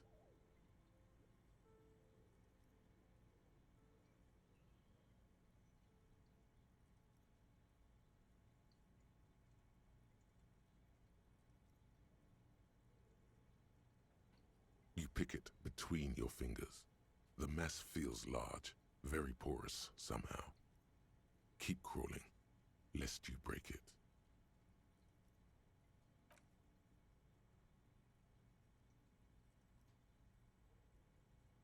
The oral cavity is cold and moist.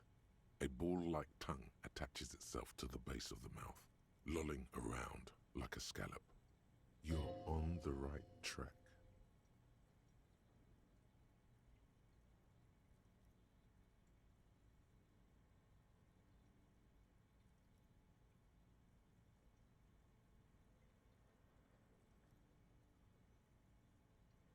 The tongue moves freely in the cavity.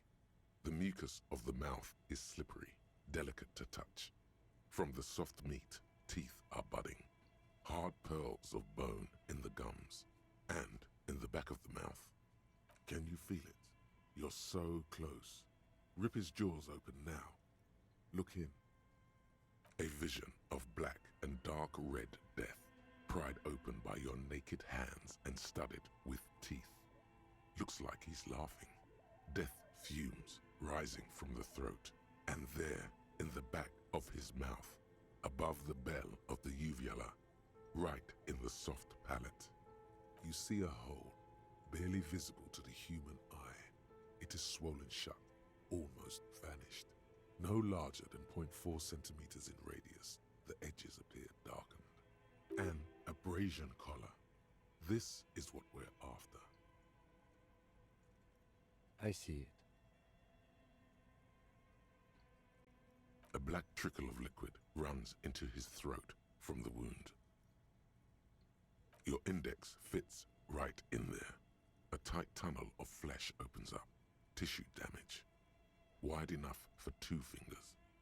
As you push both in, you reach through his mouth, right into his brainstem. Yes, that's what this part is called.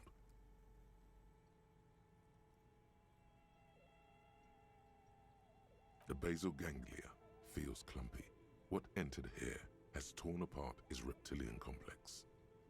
This man will never sleep again, never wake. Your fingers slide into the remains of his limbic system. There is no resistance. It's gelatinous.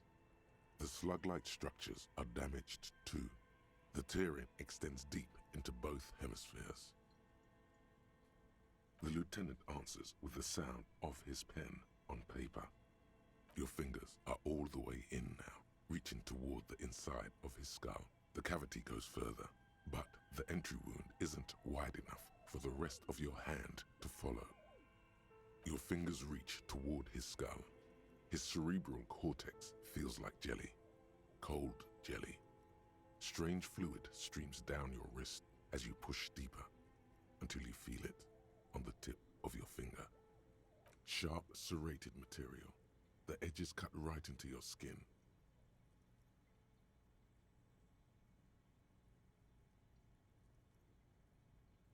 Can you get to it?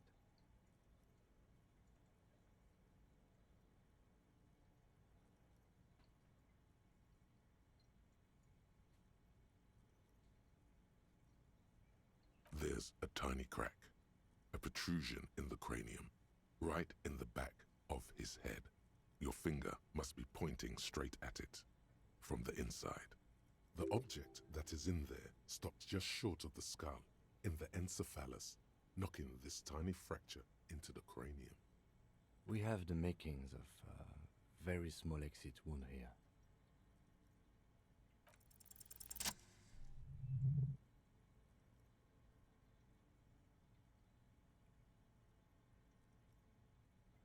You pick the object between your index and middle finger. It feels sharp, like metal. With your face twisting from pain and concentration, all you need to do is just...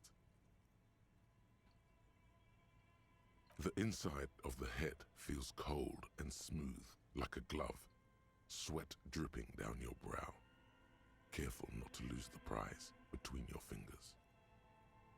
With a plop, your hand emerges from the mouth, covered in blood up to the wrist. Between your fingers, a small flower, a blossom made of lead. A bullet.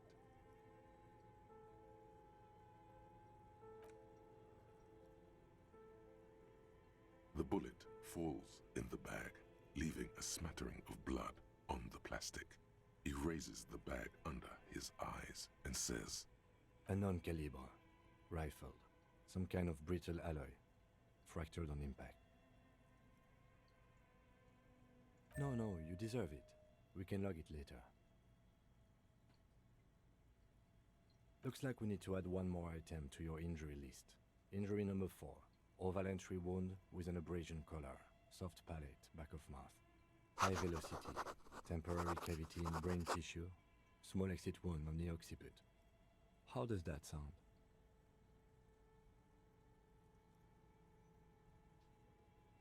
Opinion, fatal injury. And one last thing. We should amend injury number 3. Ligament mark. New opinion, non-fatal. Post-mortem. Treatment. He's proposing the bullet was the real cause of death, and the hanging an attempt to conceal this fact. Yes, and the belt around his neck, the hanging, even dragging him to the yard. All of it was done after this man was already dead. I have had my doubts since you showed me the tracks. Why did they carry him over? Why not march him, I thought. There was no satisfying explanation. There have been other signs too. Small details. Everything is too neatly designed for us to assign probable cause here, as we did, full-heartedly. Well, no more. We almost fell for it, he thinks. Almost.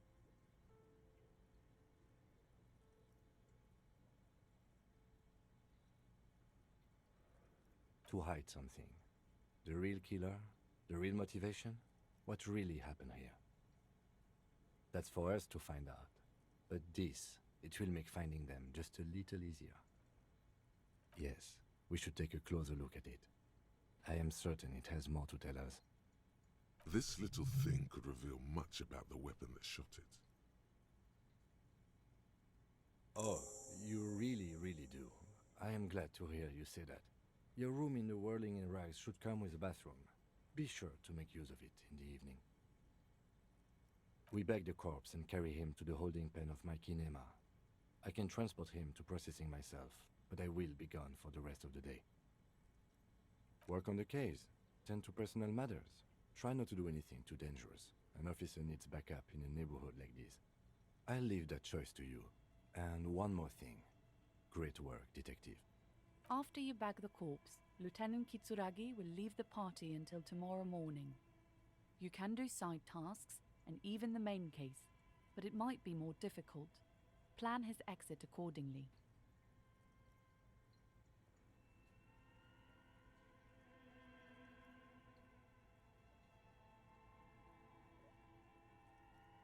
Shoot, Looney Rooney. I like it a lot, brother. This really is your finest hour. You're a genius. A regular Corporal Angelo. Do I remind you of someone?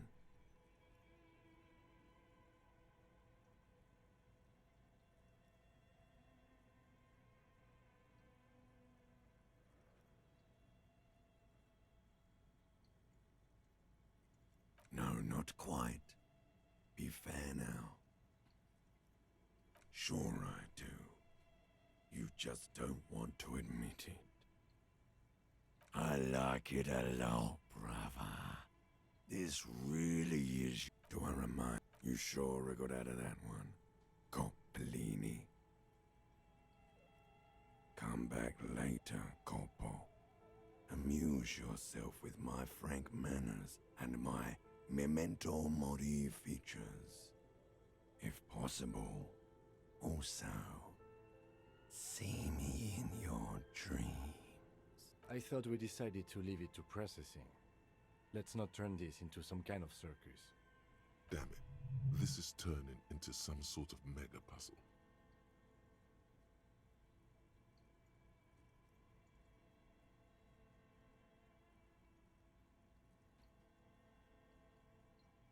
All right.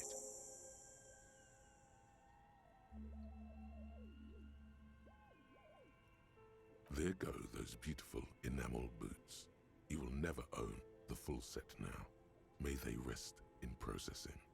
Oh well, in another lifetime. I will need a little help carrying him. You take the hands, I'll take the legs.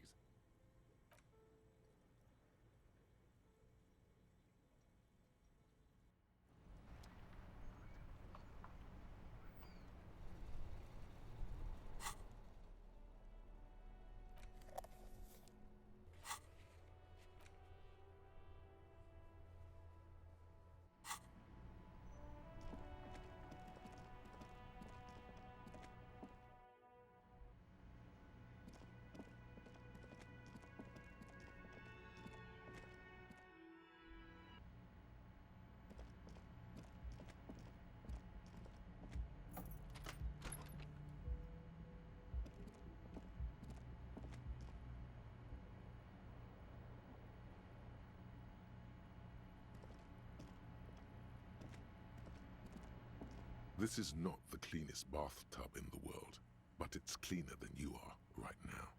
Ah, that soap scum smell. It smells like life, at least compared to you. The bathtub slowly fills with water.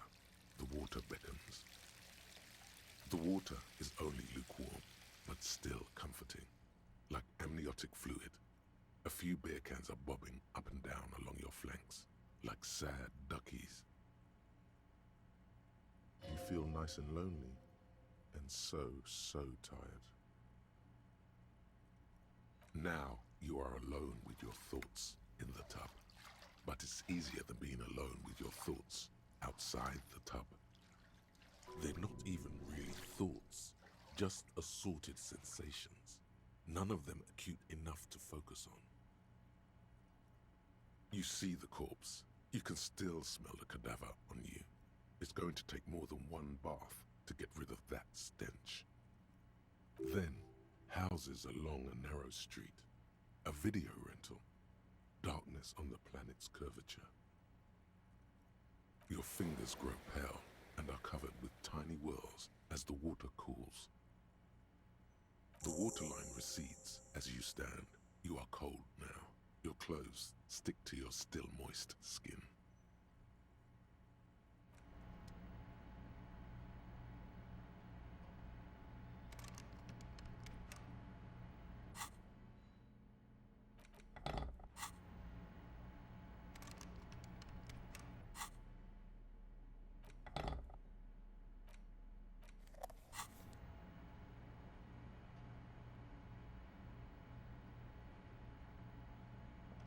A mirror hangs on the wall, covered in steam.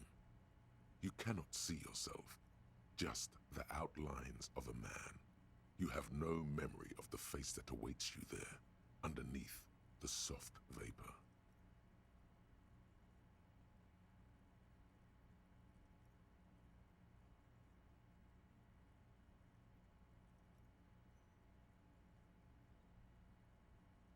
As you slowly reach your hand towards the surface of the mirror. Abort. You clearly have not thought this through. You won't like what you see there, and you will never unbecome it.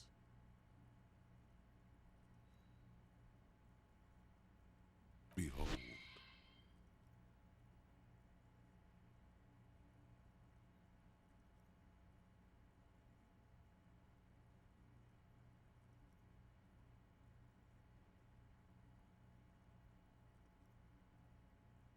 You have no idea who this thing is, do you?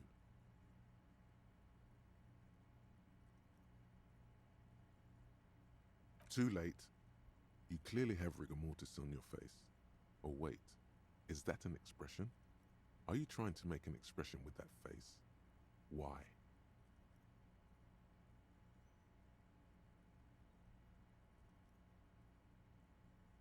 Please stop. It's horrible. You're scaring yourself. You can't, can you? It's like it's not even voluntary anymore. You have worn that grin into your face, and now it won't come off. What does it even mean? What is the emotion you're trying to convey?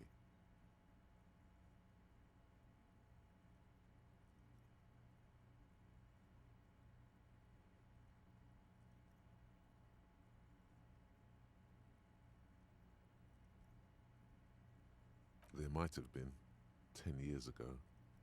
It's little more than a cadaverous spasm now.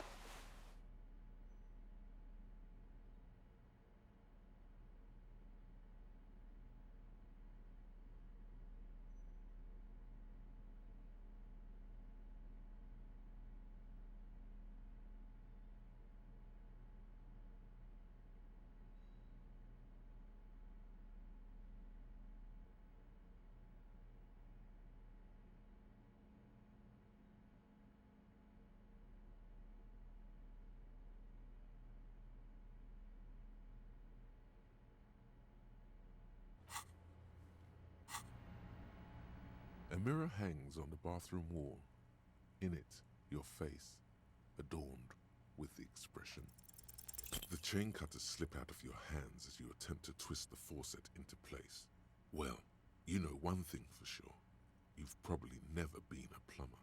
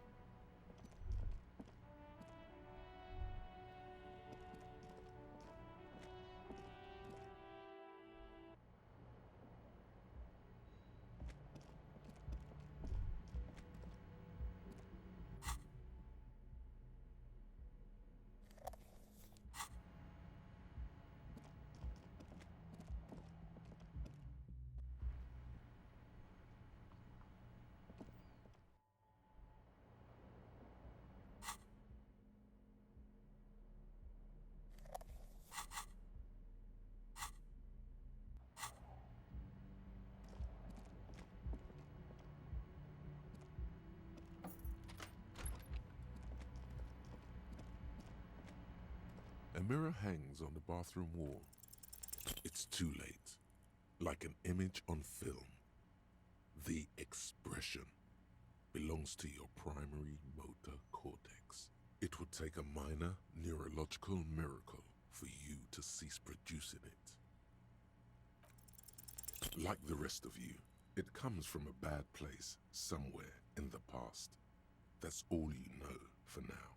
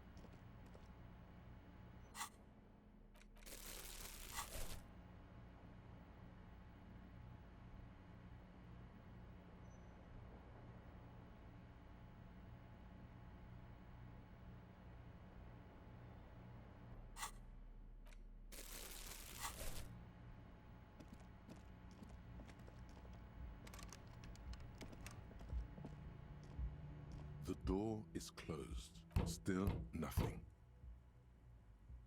This door can only be opened with a key or...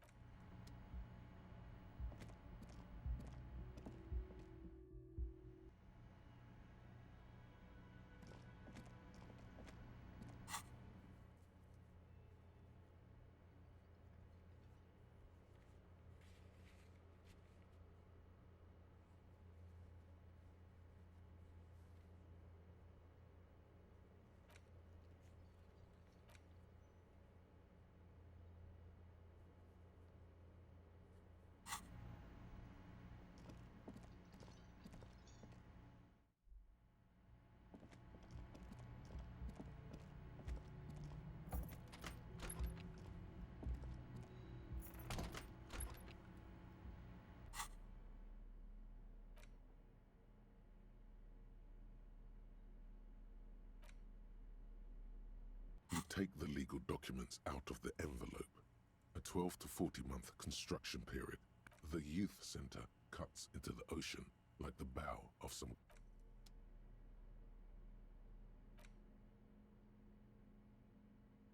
The bullet is safely sealed away in a plastic bag bearing the RCM stamp. Kim has filled out the label on the bag with the item number, case number, and date and location the bullet was found. Beside his orderly handwriting, the bullet looks especially sad, like a tiny, shriveled head of cauliflower. The squished little thing has no idea. I know. You should find the gun that shot this bullet. That sounds like something a police detective would do. First, you should learn all you can about this little guy. Then find the gun that shot it and the person that gun belongs to. The squashed bullet has some sharp edges where the jacket has split open. It feels cold, even through the bag. The jacket of the bullet is made of a yellowish metal. It has blossomed out to reveal a dark grey core. The base of the bullet is close to 5 millimeters in diameter. You can just about make out a few striations near the base of the bullet. Little hairlines, linear. It feels standard. It's quite destroyed. Some of the fragments are still lodged in the wound. What's interesting about the bullet thus far?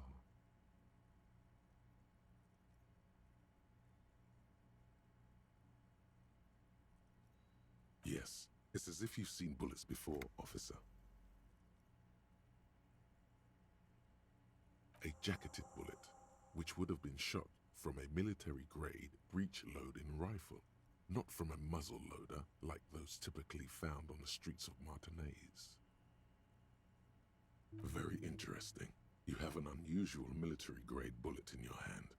Now all you need is to find a gun that could fire it.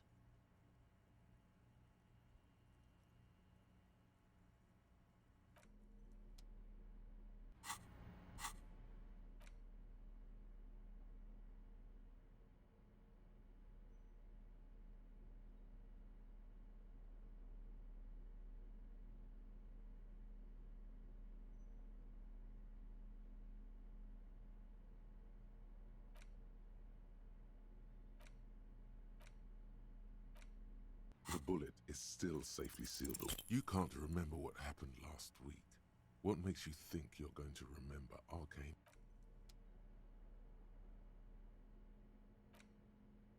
The note is written with a blue pencil on a piece of lined office paper. The kitchen magnets have left spots on its surface. Someone has scribbled, S. I can't believe the off-site copy is still here. The illiterate ginger kid keeps stealing stuff from the studio, so I had to hide it somewhere safe. You'll find the filament memory with the off-site copy in the frozen ice cream maker. Please take it home, ASAP. It's important. I'd do it myself if I lived in a civilized place with a freezer. Take care, Sully Swaff. According to the note, someone who owns a radio computer, one might assume. It does, but who might that be? The note doesn't specify. It's like the production schedule you found, only this one's an off-site copy.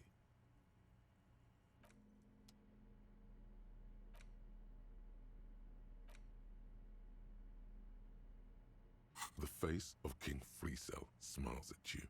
For some reason, the smile now strikes you as more forced than it did before. It takes a moment, but gradually it dawns on you that, as you leaf through this section, you come across several reviews of recent radio plays, as well as the main feature, though, is a long essay titled Tip Top Tourney, a critical Mazovian perspective. This so-called artist spotlight is really just a brief Q&A, made all the briefer by the subject's evident hostility to her interviewer. This so-called artist spotlight is really just a brief The actual article is surprisingly light on details, but after skimming a page or two, you gather that it has something to do with motor carriage racing. If you don't follow it, you only ever hear about the ludicrous sponsorships and obscene death toll.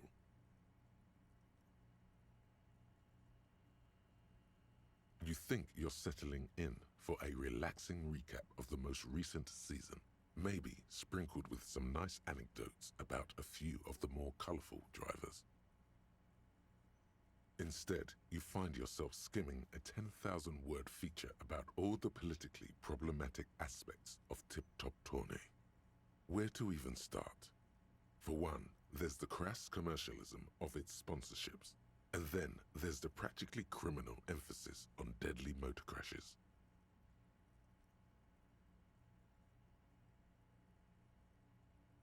So, all of it, basically.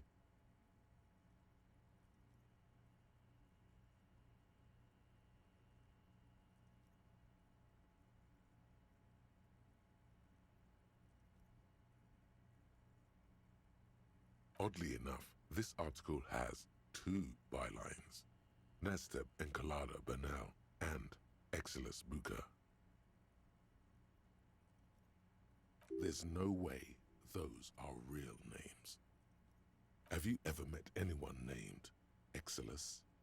Come on, they're plainly pseudonyms.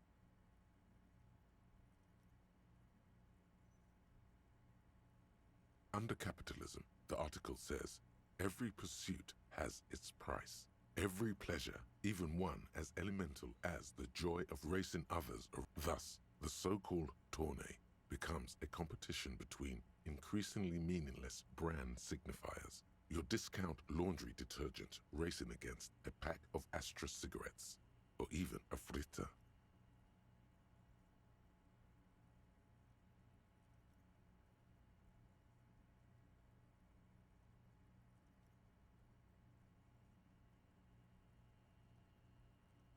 And that precisely is what's problematic about it.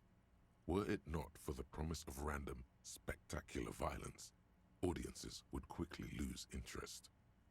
At the end of the day, it's the destruction of these 750,000 real racers that you're really watching for. Sure, you think that, but subconsciously, It's the visions of brand names being engulfed in flames that you crave. That's because you haven't been reading critically. But don't worry. The whole point of these sorts of art, you flip back to the front of the magazine. The table of contents unfolds before you. This section includes a long, tedious critique of the latest round of free trade negotiations. You also skip over an article about heavy fuel oil smuggling along the Messina border, something about bear wrestling in Samara, book riots in Yugograd. Whoa, whoa, whoa. Bear wrestling. Flip back to that.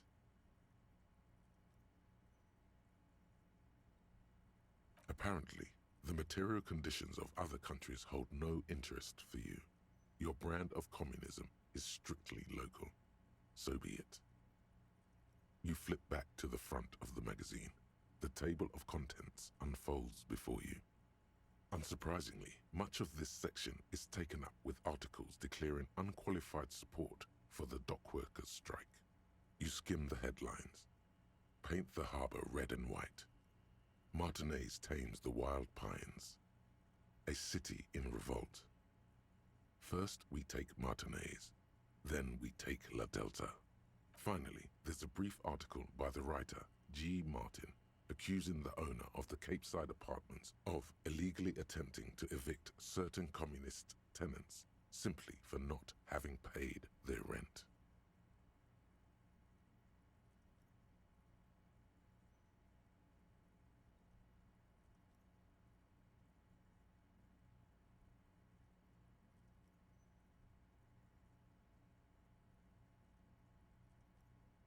According to these editorials, there can be no accommodation with the forces of international capital or their mucilaginous allies in the coalition. You flip back to the front of the magazine. The table of contents unfolds.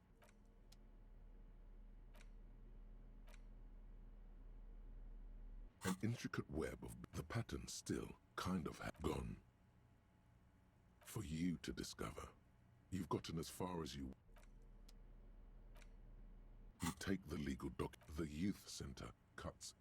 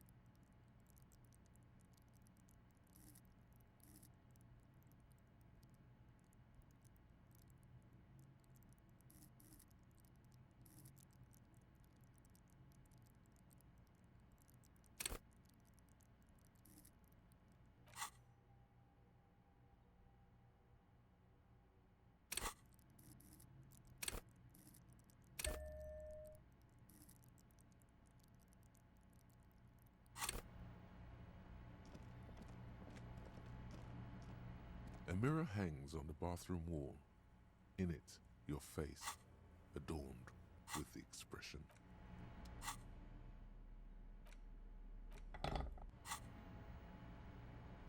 A mirror hangs on the bathroom wall. The faucet is quite terribly mangled, but you just might be able to twist its parts into place.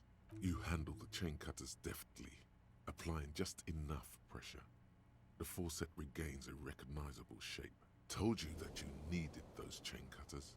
Everything is connected. The mirror begins to clear slowly without you having to wipe it.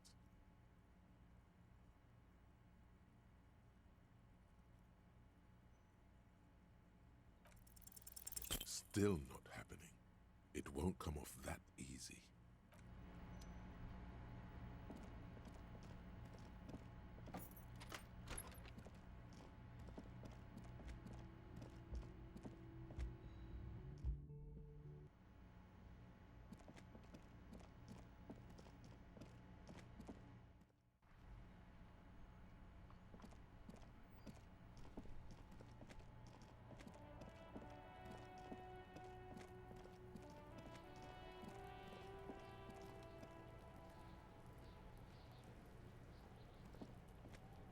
fuck does Kuno care? Kuno doesn't fucking... The trash container. The smell of rotten food rises to greet you. You see soggy cartons, dirty rags, and organic waste.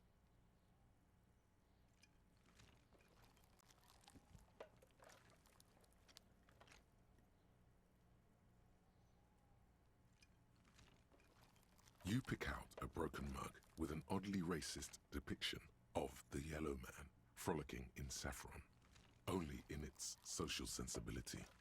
You betcha. You know, this awfully colonial mug reminds you of another one.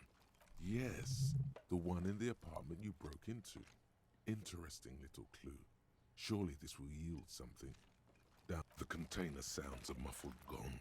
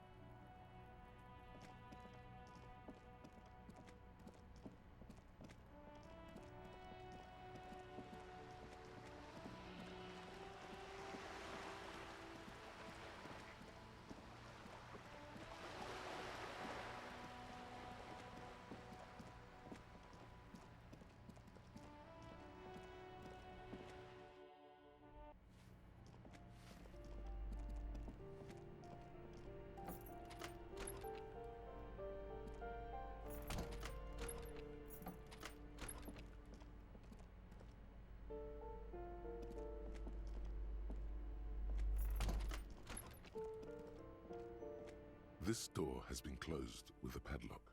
A chalk drawer. What are you doing? You're trying to cut the body of the lock with the...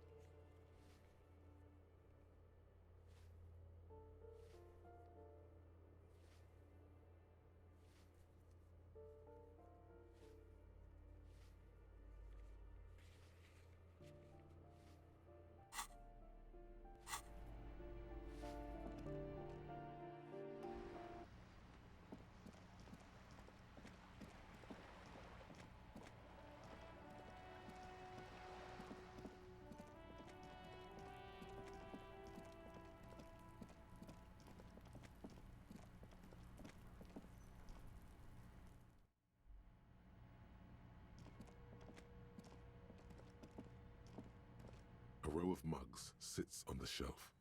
Yes, your broken mug friend would feel very much at home here. The same humor, the same mocking lines, an interesting little clue. Let's see where this goes. Perhaps you should break into apartments more often. Who knows? Could be. But this clothes in a trash lead doesn't really seem like it's going anywhere. Still, good thing to keep in mind.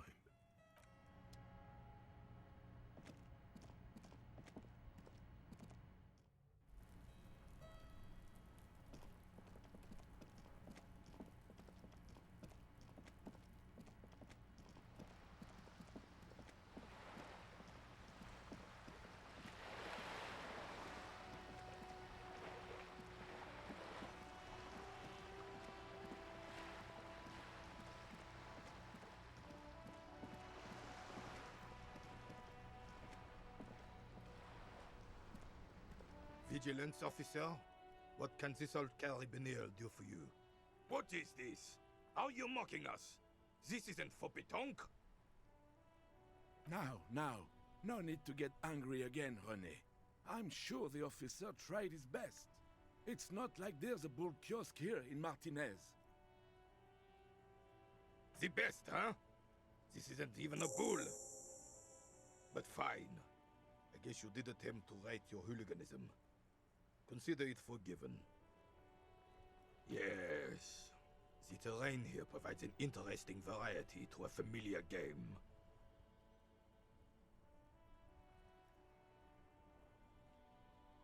I do. Fire from heavy artillery. Why what? Because that's what happens when communards hijack your country, execute your supreme leadership, and turn your capital into a slaughterhouse.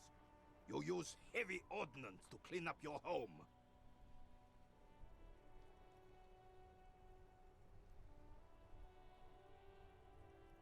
Commies, communists, socialists, anarchists, call them what you like. They just chose the name to feel special. Senseless sentimentality. Sadly, no. It was the foreigners who brought them to their knees. We fought valiantly. Too valiantly. So valiantly we got licked. Should have fought dirty, like they did with their suicide sex cult propaganda and mad anarchist women strapped to shrapnel bombs. We didn't though, and we lacked caliber. God bless him, but the suzerain's cannons simply weren't big enough.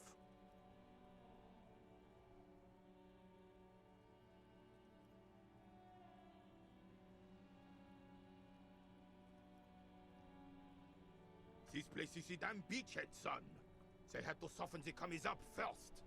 Yes, the military coordinated amphibious landing to take back Revachol. Martinez was used as one of the 3 footholds in Revachol during Operation Deathblow in 08. The other 2 are off in Stella Maris and the Delta.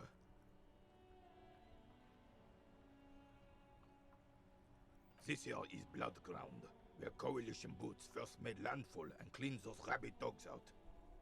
Most likely, we're playing pétanque on their mangled corpses. Blood ground. You got old René going there. Like he isn't hungry enough already. Damn right, son. They laid the fire of hell on the city before they stormed it. And it worked, too. The rest of the city got cleaned up, but Martinez they keep as a monument. And now the Union Socialists are practically running the place. Well, it's your own damn fault. You, we, the Coalition, Revachol, whoever you want to blame, never finished the job.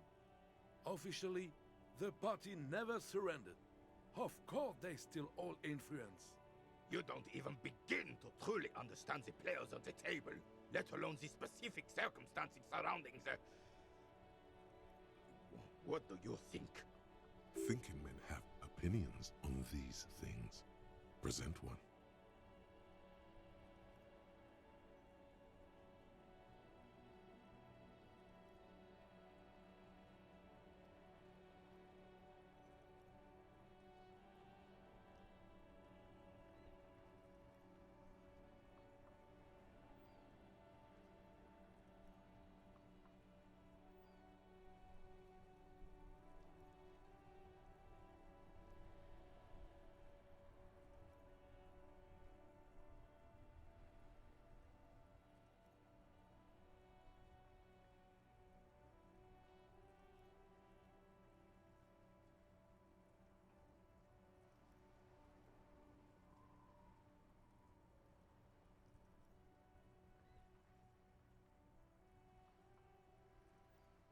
I'm sorry it had to be them. After 8 years of fighting those hyenas, boiling cats for food and drinking piss in the mountains, I would have preferred if the Right Honorable King Guillaume returned through Revachol, or even if that damn clan Frisel had risen from the grave and led us. Sadly, that was not the case. Instead, all that is just, holy, and beautiful in the world was wiped away, and now it's neon signs with toothpaste ads everywhere. Foreign influence peddling garbage and stupid music on the radio. This is just what the commies wanted. This was their plan all along. This is what they wanted to replace the role of the suzerain with.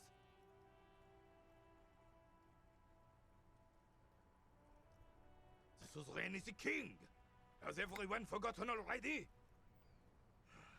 They forgotten already. It's no use talking to you. You were still in Daddy's balls when it happened. When we took our last stand against the filth and rode the cavalry straight into gunfire.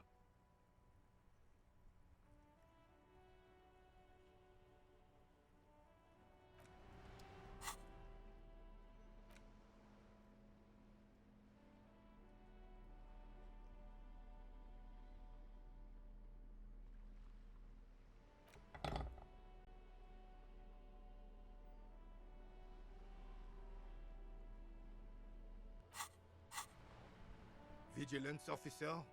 What can this all... All you observe is a veteran refusing to let go of the past and his old uniform. This is not uncommon. This is the uniform of the Royal Carabineers in service of Frissel I, Guillaume le Lion, and the valiant King Philip V before him. Don't you mean Frissel the Fan? You do not speak his name, Craven, although he was a clown. But he was our clown, ours to ridicule and to mourn. There's something you missed. You will get to it. Don't worry.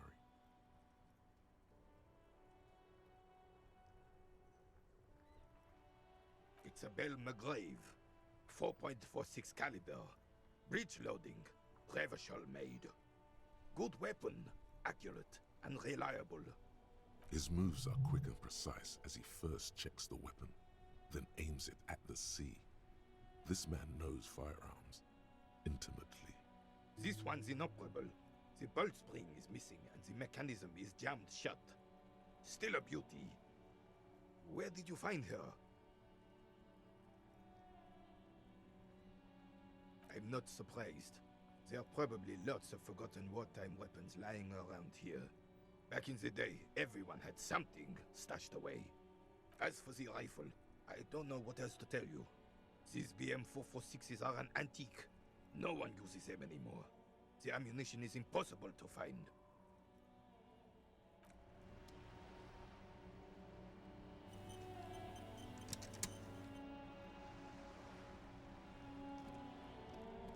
Officer, the mere sight of police in Martinez makes me feel safe.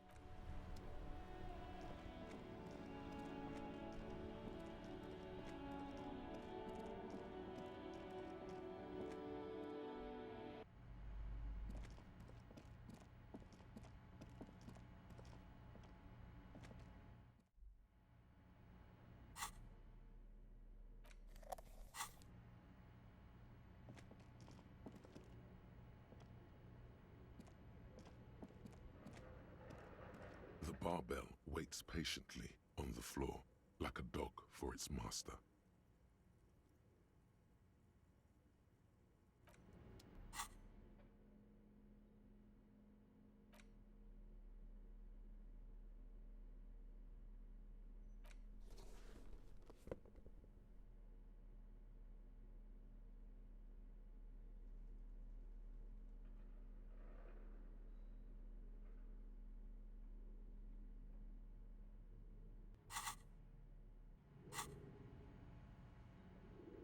The barbell waits patiently on the floor, like a dog for its master.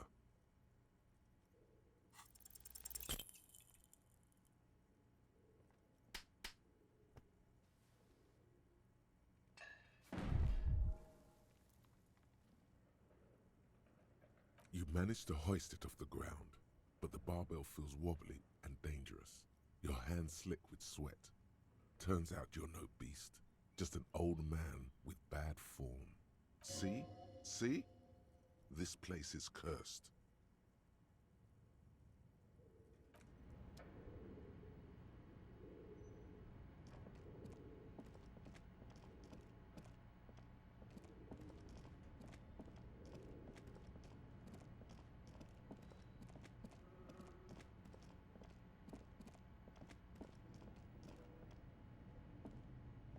The dusty radio computer sleeps. The machine lights up like some prehistoric animal stirring from its slumber, revealing fluorescent play and print keys on the keyboard. The hatch on the machine's central compartment is wide open. It's empty like a beehive without its brood. Some cables have been left dangling, disconnected. The filament you have would fit perfectly inside the compartment. Like a smooth draw, the filament slides into place. On the keyboard, the play key starts blinking. A bar of fabric right above the keyboard starts producing a soft hum. The sound of static seeps through the machine's planar magnetic driver. Have you stirred the ghost of the doomed commercial area from its rest? Could this be its dismembered heart beginning to flutter? The static gets louder, slowly filling up the abandoned hall, until a voice speaks out, crackling and old, cutting into the air. Good afternoon. Fortress accident en rue de Saint-Ghislaine. This is East Insulindian Repeater Station 1. Please repeat. Is this the production schedule?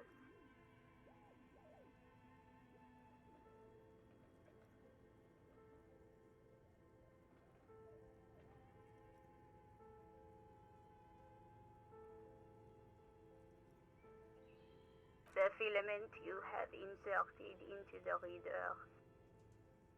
That was a question. Have you inserted it into the core? Good. Please repeat the password. Received. I will register this login attempt. Don't worry. Passwords have a way of turning up sooner or later. Fortress accident. Is there anything else I can do for you today? Fortress Accident is the company on whose name the terminal you are currently using has been registered to. One moment. Fortress Accident SCA produces revolutionary interactive call-in radio games. That's what the catalog says. Any other questions?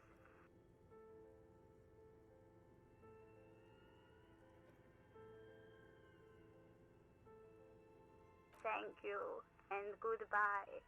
Tiles on the cube are still smoldering, casting the framework in a soft glow. Fluorescent play and print keys shine on the keyboard. Nothing happens. The filament slides out of its glowing nest.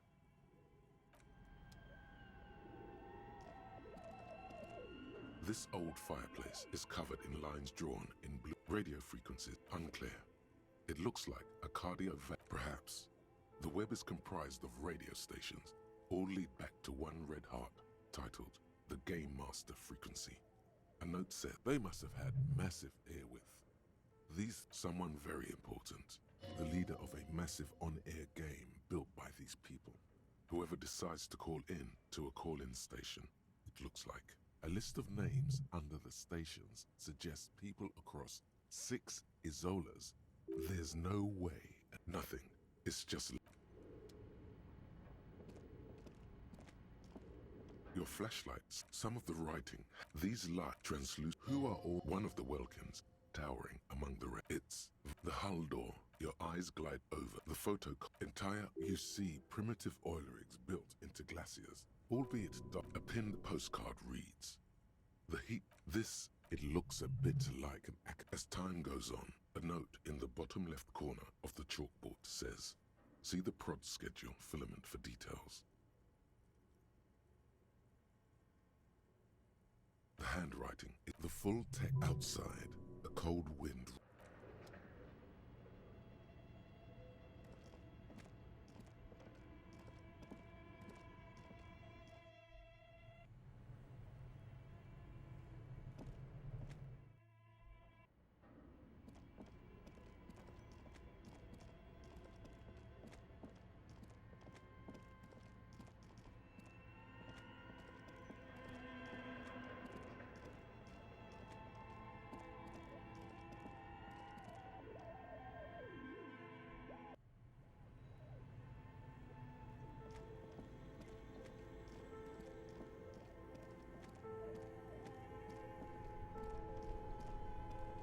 This orange machine is buzzing like an old submarine.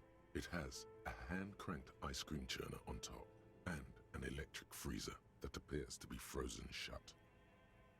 You slip your fingers under the frozen lid, but the ice is too cold for you. No, this is going to need something else. Some kind of super pry. If you want to try again, then you need... Equip the pry bar by going to the tools.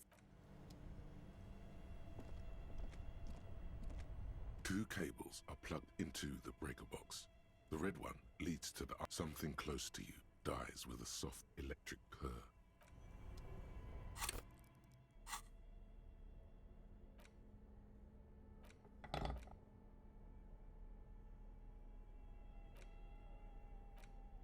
It's just a racist mug.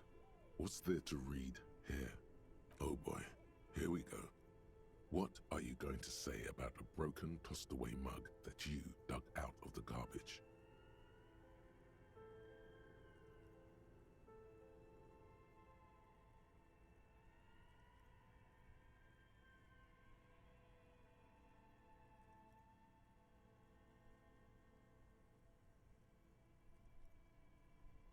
But it was in the trash.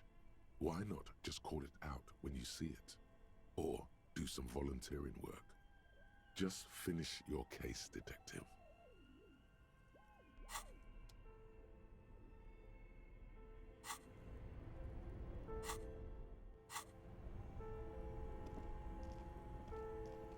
This orange machine is dead still. It has a hand-cranked ice cream churner and an electric freezer. The ice around it slowly melting. Turning the crank feels oddly satisfying, like stirring your childhood dreams. In the distance, you hear water dripping. It's all gone now. You'll never become a poet or an entrepreneur. What better to assuage the creeping sense of failure than some frozen fat and sugar?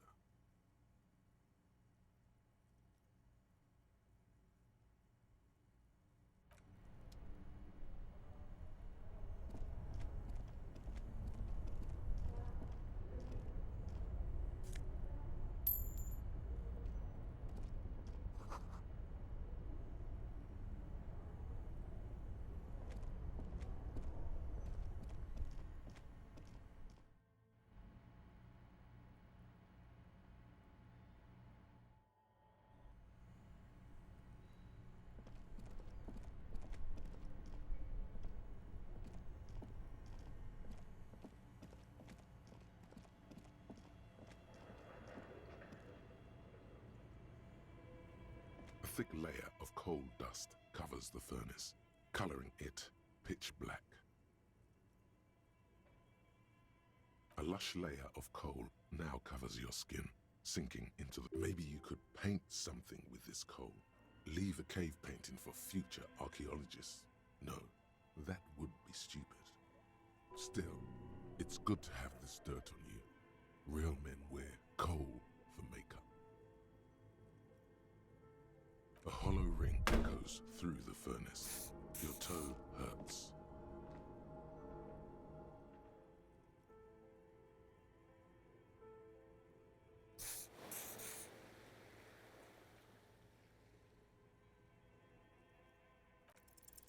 Something breaks loose in you.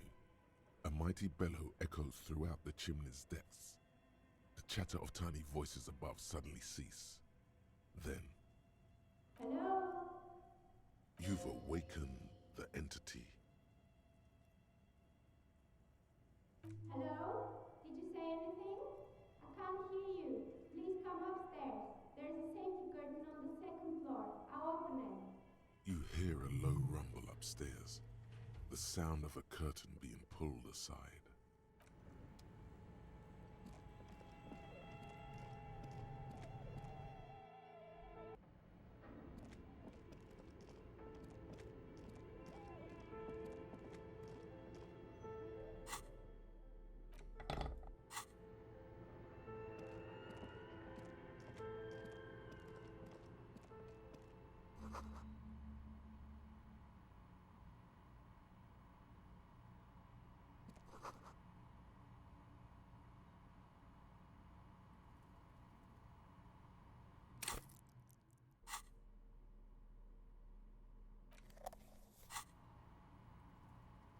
Hello, I'm Nia.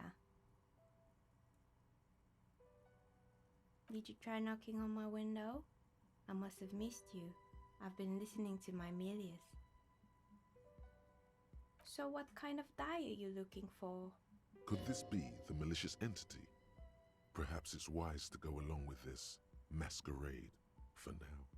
She's got a direct view to the backyard. You should interrogate her about the lynching.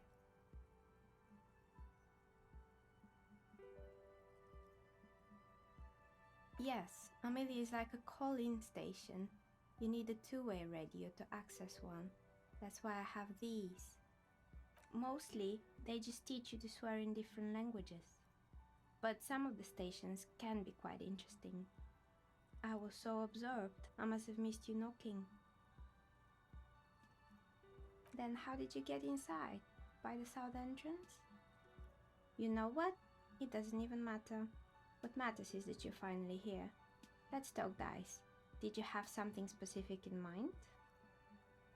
I'm a novelty dice maker. Tell me the name of your role-playing system and I'll make the die you need. That's why you're here, yes? As she speaks, her bone-like fingers fiddle with a ring. Her bones light, but her hands strong.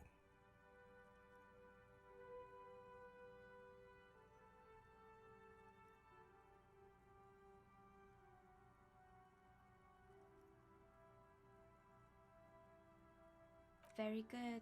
My rate is 10 real per set, unless you want something really unusual. Take a look around and see if there's any particular stone you want to use.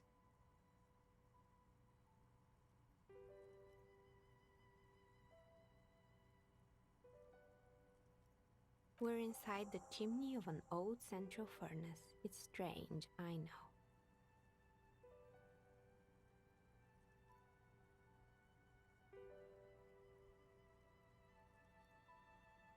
But when I arrived here, all the other rooms were taken, so I had to build myself a makeshift home. Besides, I don't really have to pay any rent here, so that's a plus. Plaisance was right. There's an entity living in the chimney. You should ask her about the curse. When she arrived here, there was no room anywhere else. She must have known the other businesses. I've heard the stories, but I don't think those stories are true.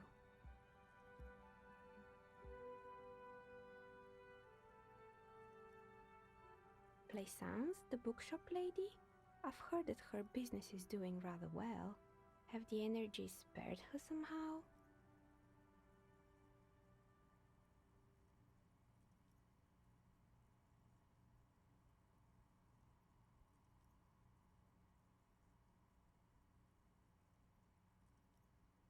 Oh, right. But it's not just the bookstore that's still up and running. What about the whirling in rags? Some people say it's part of the building complex.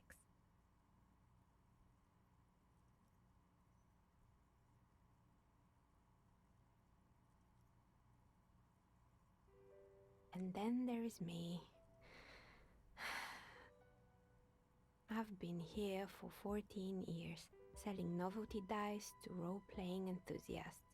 Not exactly a million real business idea, yet somehow I've survived despite the talk of malicious energies. Strange, isn't it? I was just about to ask, what do you think? Do you think the curse is real? Time has come to face the source. Fear not, for the forces of the universe are supporting you in this psychic quest.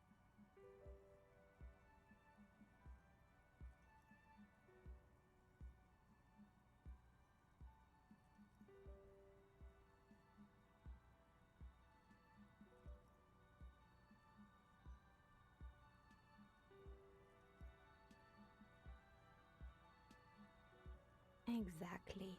Truth is always so disappointingly mundane and boring. But I'm glad we got this sorted out. Anything else I can help you with today?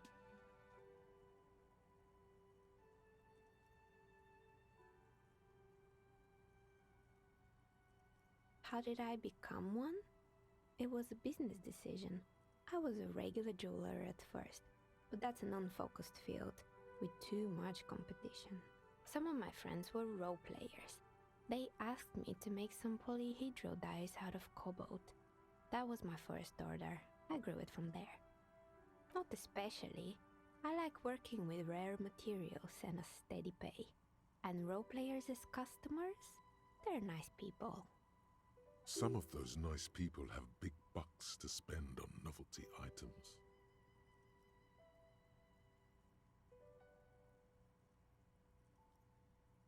More or less. Are you interested in anyone specific?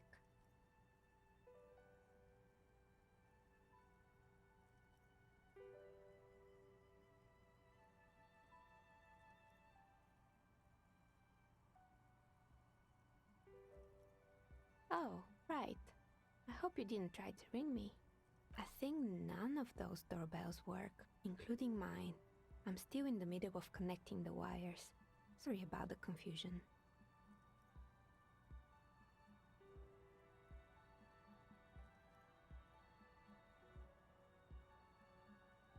It can't be true. They don't work here anymore. They've been gone for years. Are you sure it was Slipstream SEA? Was it a woman? Maybe it was Plaisance from the bookstore. Tricentennial Electrics? It used to be a major electric company 100 years ago. Are you sure it wasn't just some kids playing a prank on you? No, it was something else. Whatever happened, keep your cool. It's probably better to admit that it was a harmless prank.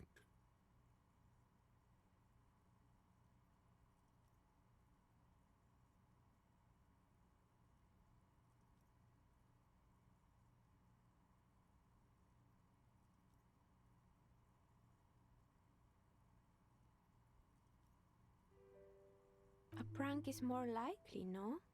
Oh, the kids these days. We were just one of them, and now they're terrorizing us. No solidarity. You could say so.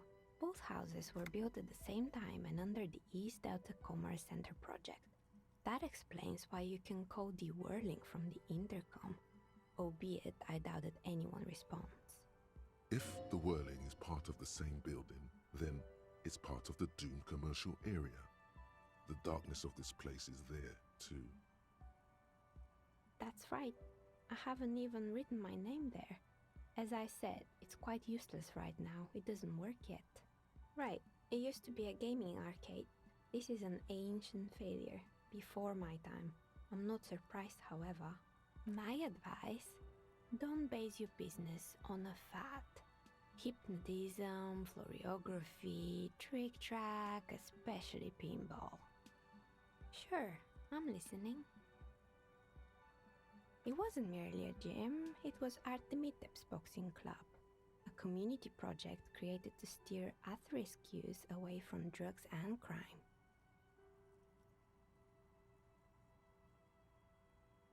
It didn't. If anything, it made the youth situation in Martinez even worse. At some point, someone started a rumor that the punching bag downstairs was full of amphetamines. You should have known it. Eventually, the coalition took away the funding and the club went bankrupt. This was a few years ago. It's gotten much more peaceful around the plaza ever since. Fortress Accident, the radio game studio. They were an interesting bunch. We talked about role-playing systems every now and then. Once, I even saw two of them get into fisticuffs over Wirral. They certainly took their work very seriously, even if they seemed to be chronically liberal with their schedules. The usual, they ran out of money and couldn't get the project done on time. Well, I did hear them talking at times. They seemed to believe they were historical individuals on some grand quest.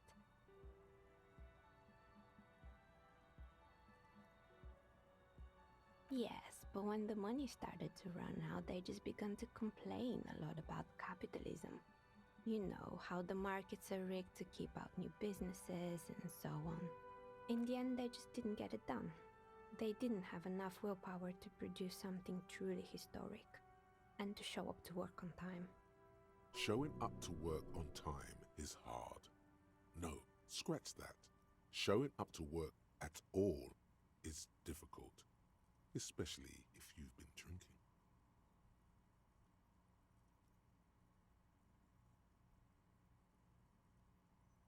Not the wisest decision. You would have lost all your savings. The result is 1 on a 20-sided die. The dice is black and filled with little silvery flakes, like snowfall. Anything else? Oh, this one's a mess. There used to be a company that promised to repair windows 24 hours a day. What could go wrong with this one, right? Turns out, the business was actually set up as a front for an illicit group that was producing snuff milias. Who would have guessed? And they never cleaned up the debris either. Now it's just littering the hallway and I have no idea how to get rid of it on my own. Yeah, don't.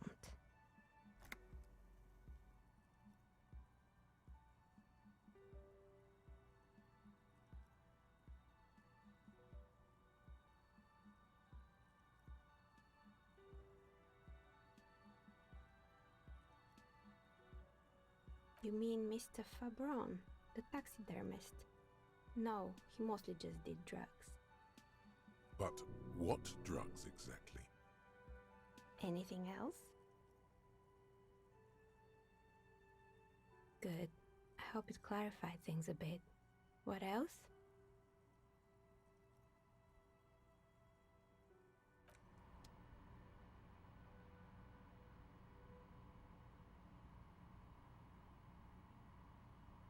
Oh, it's you again. Are you looking for a die?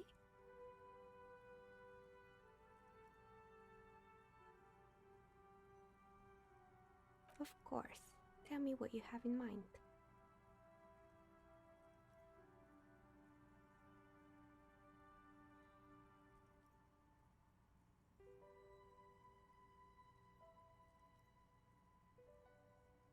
I think I have just the right one for you. Police colors. Not the most original, I know, but sometimes the obvious choice is obvious because it's best. Here, catch. They're a gift from me. Mr. Smooth Moves. You snatch the dice out of the air with one hand, just like you're in a movie. What are the odds? The red one is made of bloodstone with a lapis lazuli inlay, and the blue one is the inverse. Think of them as your lucky charm, officer. She smiled at you. She smiled. You truly are Mr. Smooth Moves. You definitely need luck in Martinez. Was there anything else? Nothing really. I didn't know him. I'm sorry, detective, but as you know, I usually have my headphones on when I'm working. It shuts out most of the daily ruckus behind my window.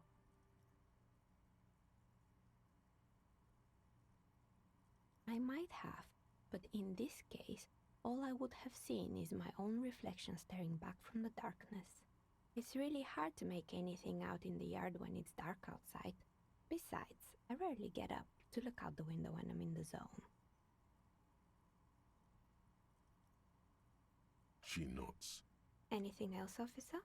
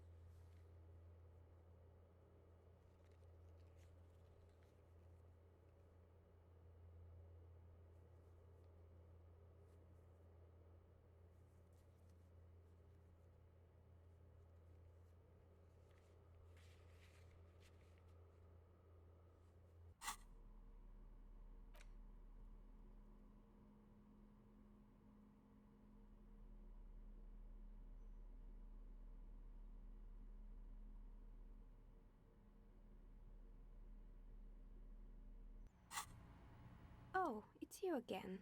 Are you looking for a... You feel nothing. If anything, it's uncomfortably warm in here. Excuse me, what are you doing?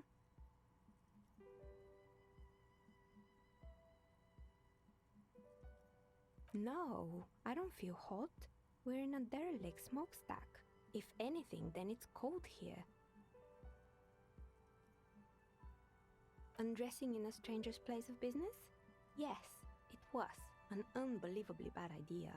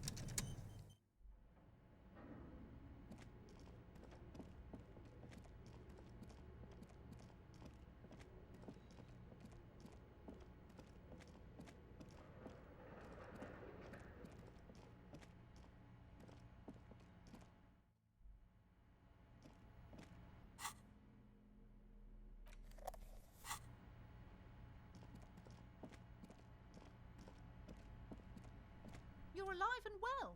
Don't keep me waiting now. What's in there? In that dark sarcophagus? Yes, yes. How was it?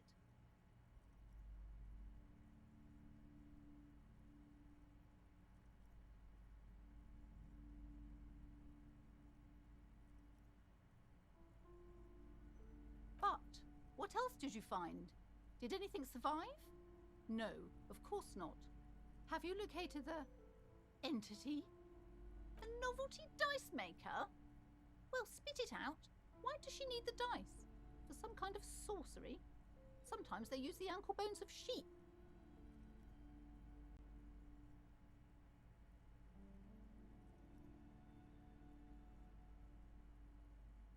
I don't understand. If it's not her, then where is the source of the doom? How did she explain the curse? She's squeezing on the pendant too tight. A drop of blood in her palm. Just don't say you don't have any answer yet. The uncertainty is killing her.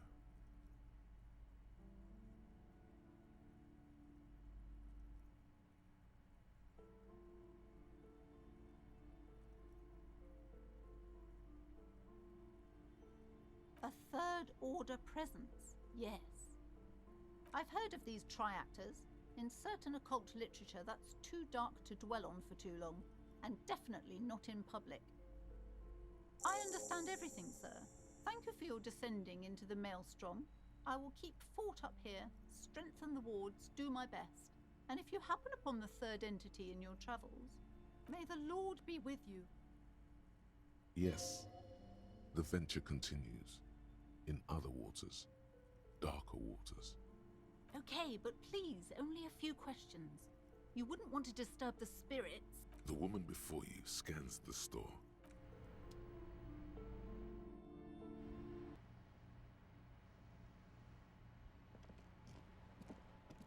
Hello, sir. How is the investigation going? Found any curses yet?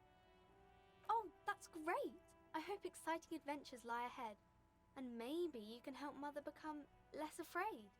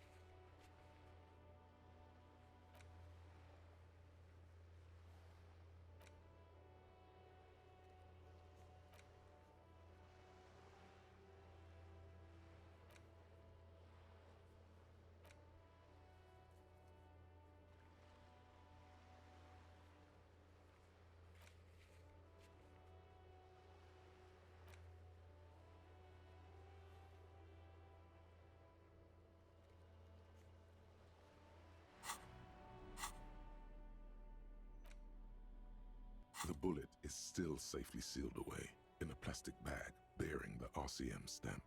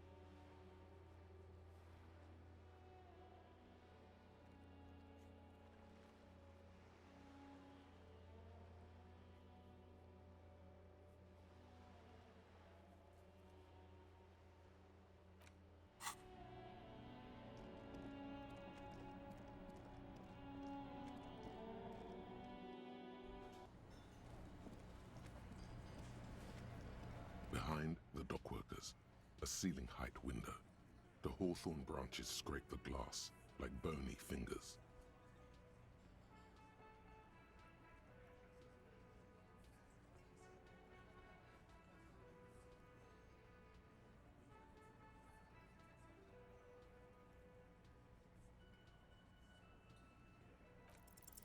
Nothing, as before, just black branches.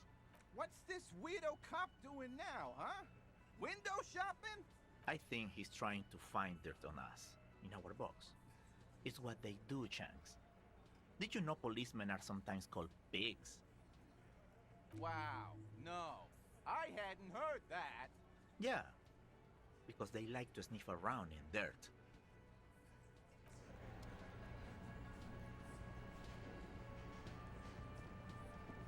Looks like the circus left town, but the clowns are still here.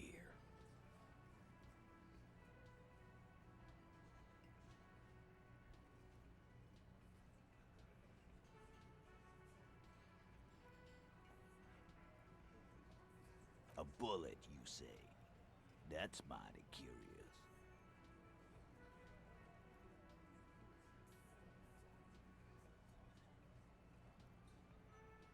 Well, there are so many bullets in the world, and so many heads.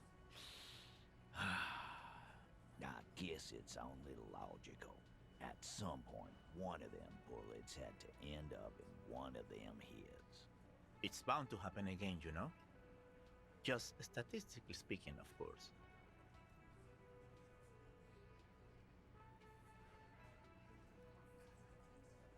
You know what I think? I think he was shot in the head as a kid, and his brain grew around the bullet.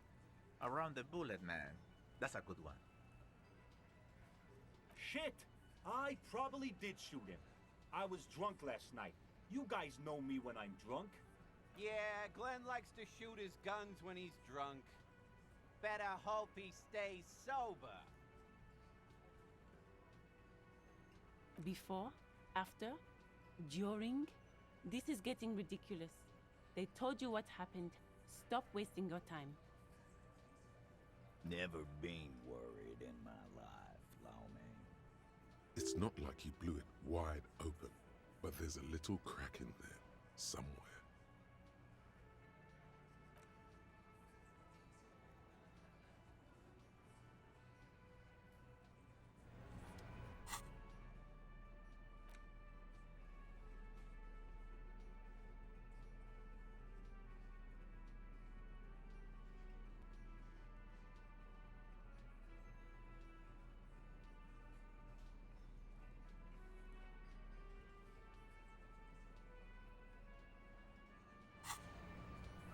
Looks like the circus left town, but the clowns are still here.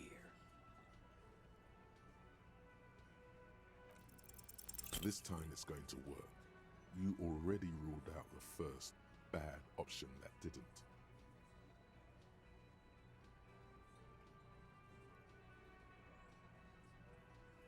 Did you already try the gun thing? I hear the gun thing is excellent and has great results. You're probably right. The others are only there for filler, to make the gun thing pop. The fuck are you talking about? Gun? No one's gonna let you wave a gun around here. And what exactly is it you've been doing that's so goddamn special?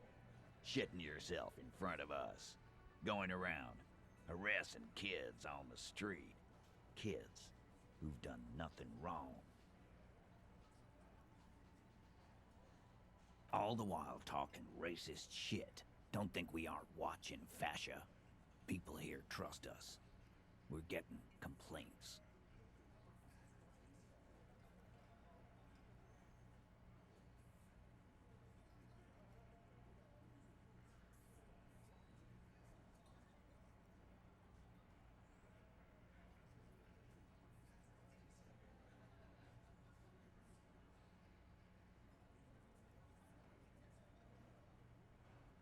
Of course you have.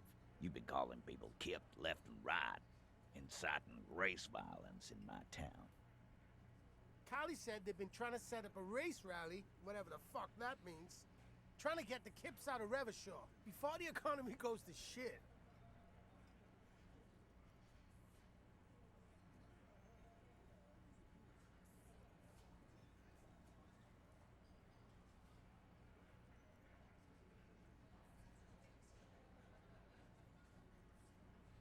Sure there is. Kylie said they're bulk purchasing confetti, ribbons too, and loudspeakers, and fireworks. Kylie... Get the fuck out of here, you racist carny. There'll be no race rally in my town. What's going on? Are you racist now? Is the rally real? Please don't set up any rally. It will make you look awful.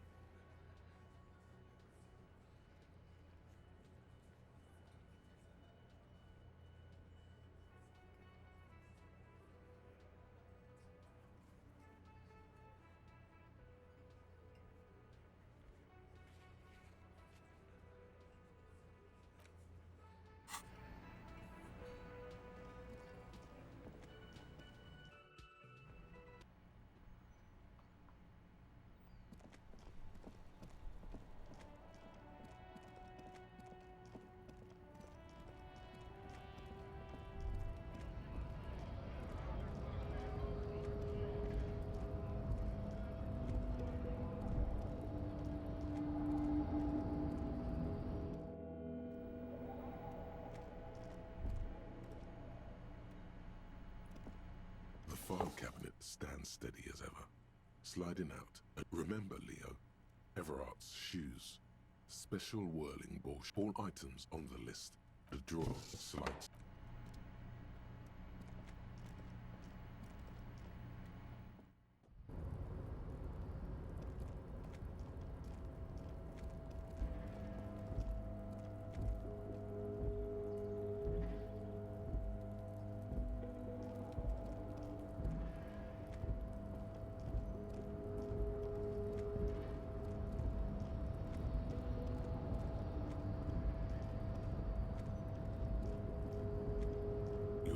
Before the cargo container.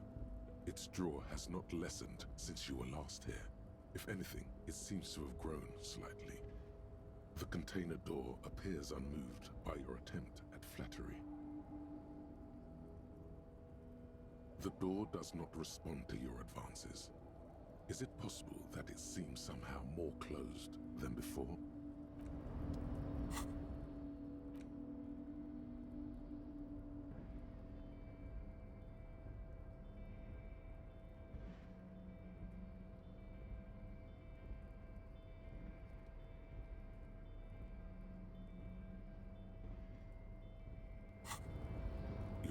Before the cargo container.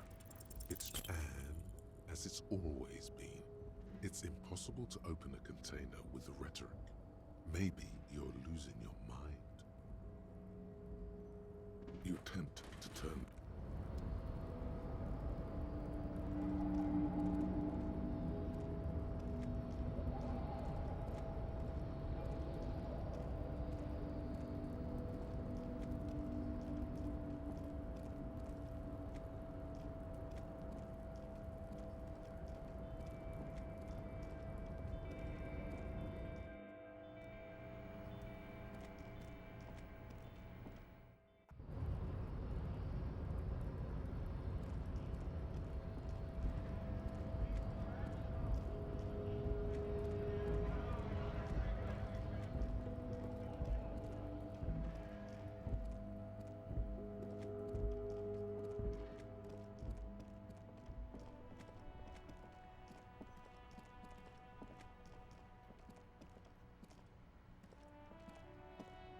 The dented yellow mailbox greets you with its graffito, bullet holes, and an RCM sticker.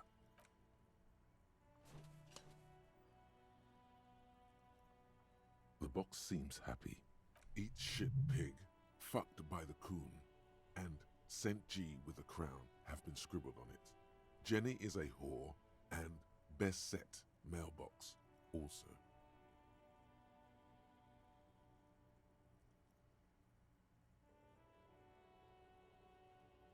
The mail collection box seems cathartic, thankful even. So do you. You shudder, then you swallow, and then suddenly you see it. Over all the other graffitos, someone has, using the tip of a very sharp knife, cut the words, Revachol forever.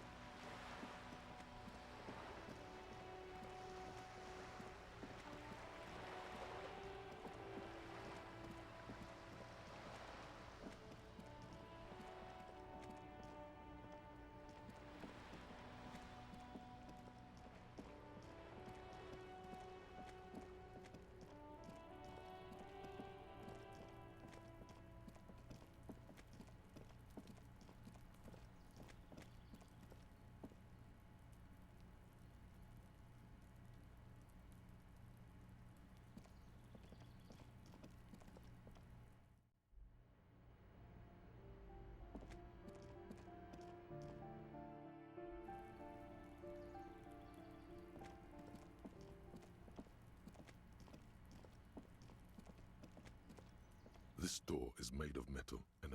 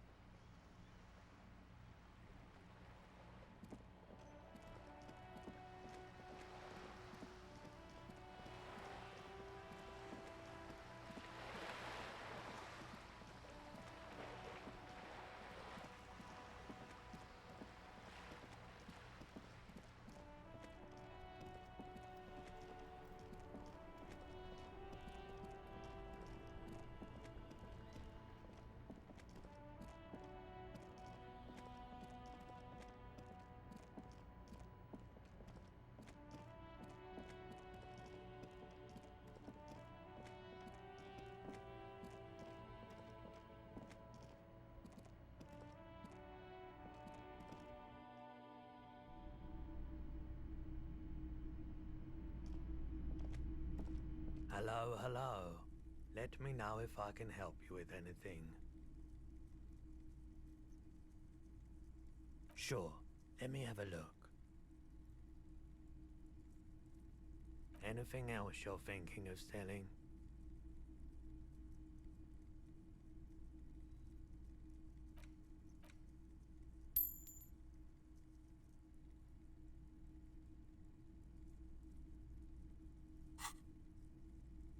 I'm not purchasing any more clothing at the moment.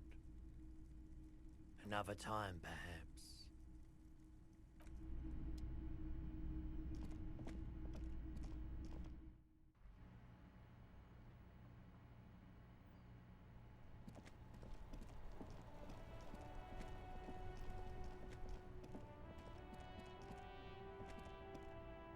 Everything's still cool here, officer.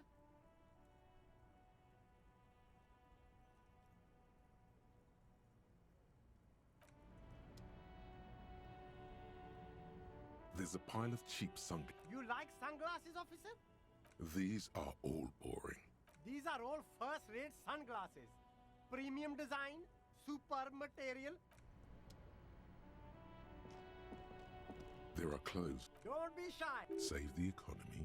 That sounds off. Haven't you heard, officer? We've got to be economically conscious. Recycle your cash, keep it in circulation. Don't buy new things. Buy eco. Very cool. You find your hands deep in tattered and faded garments made from weird polyester blends that make your body itch and sweat in all the wrong places. The box smells like cat piss or like an old person with no money. Economical, but also trendy. Look first-hand, buy second-hand. Keep the economy moving.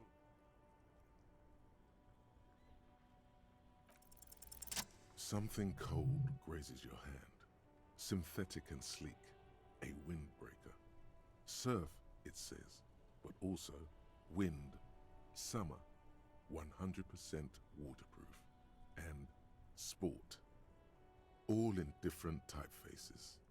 Practical, and yet it may deaden your senses to the world around you.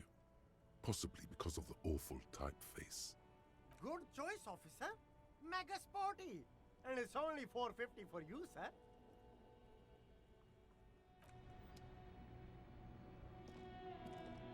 The shine on these sunglasses lasts a lifetime, officer. 100% guaranteed.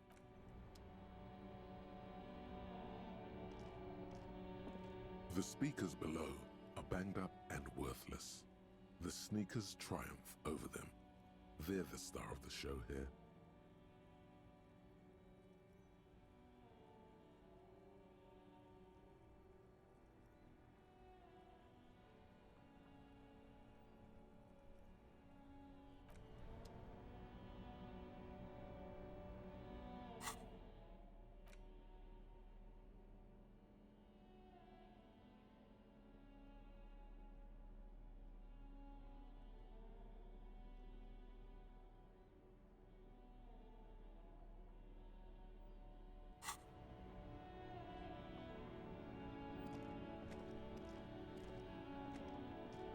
Shine on these sunglasses lasts. No luck. All you find is this lime-colored cellophane visor, produced by a bargain sportswear brand called Amphibian, apparently. There's a malformed green frog on its bent cap. Oh, that visor is perfect for you, officer. It'll definitely... Hey, at least it might actually offer some protection against the sun. Not like those cheap plastic shades.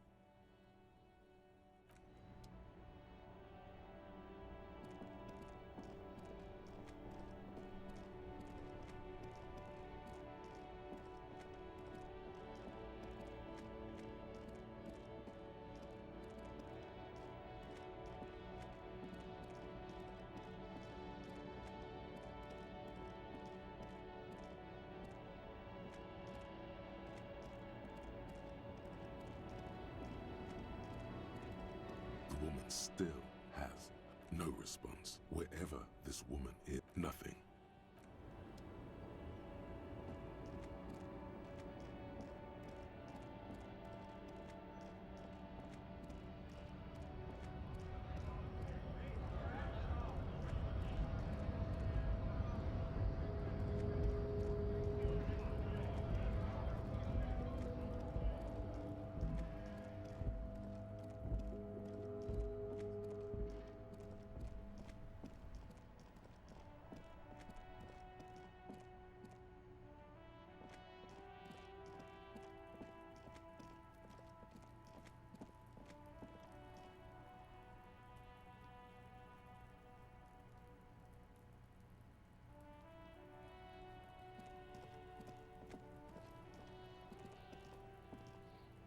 trash containers, the smell of rotten food rises to greet you. You see soggy cartons, dirty rags, and organic waste. You see, you've done this before. The movements are recorded in your elbows. No, searching for evidence in the... A box falls into pieces in your hands. Not much to see here anymore. It's just organic waste. Nothing. What's this? A blue piece of plastic sticks out from the apple peels. It's shiny. Looks like the corner of something. Something larger. A clipboard. A blue plastic clipboard with moist papers hanging from it. They look badly damaged, but you can still make out forms and notes, written in a man's handwriting. You asking me now? It's some shit copper. How should I know? Hey, maybe it's your paperwork, officer. Some items, such as the ledger you found, are interactable. Go to your inventory and select the The container sounds a muffled gong.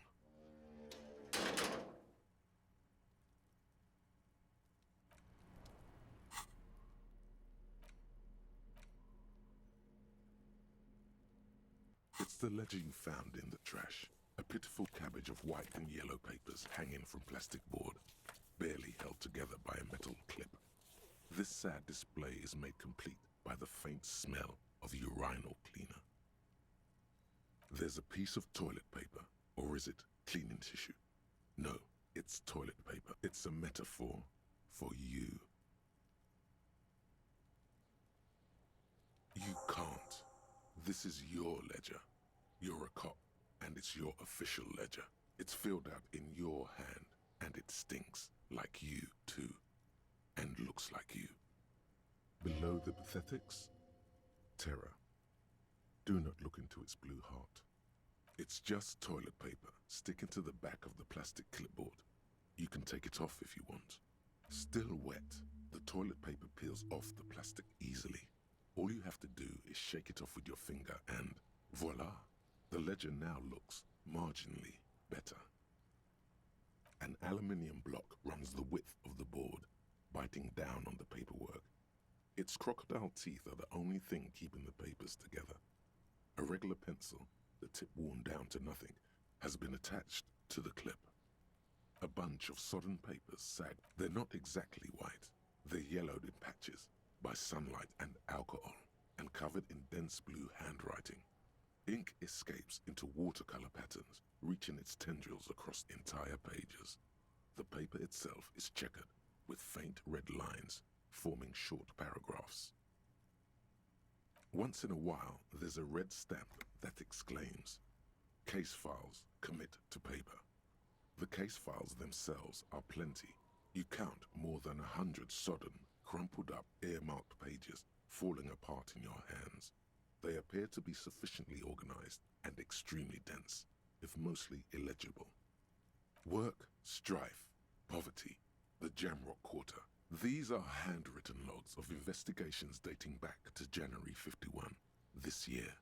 The exact number is hard to estimate due to missing pages and an odd naming convention. But there are at least 20, maybe 30 cases undertaken, not completed, mind you. It's the middle of March. You have attempted 2 cases a week on average. What do you mean? Is that all?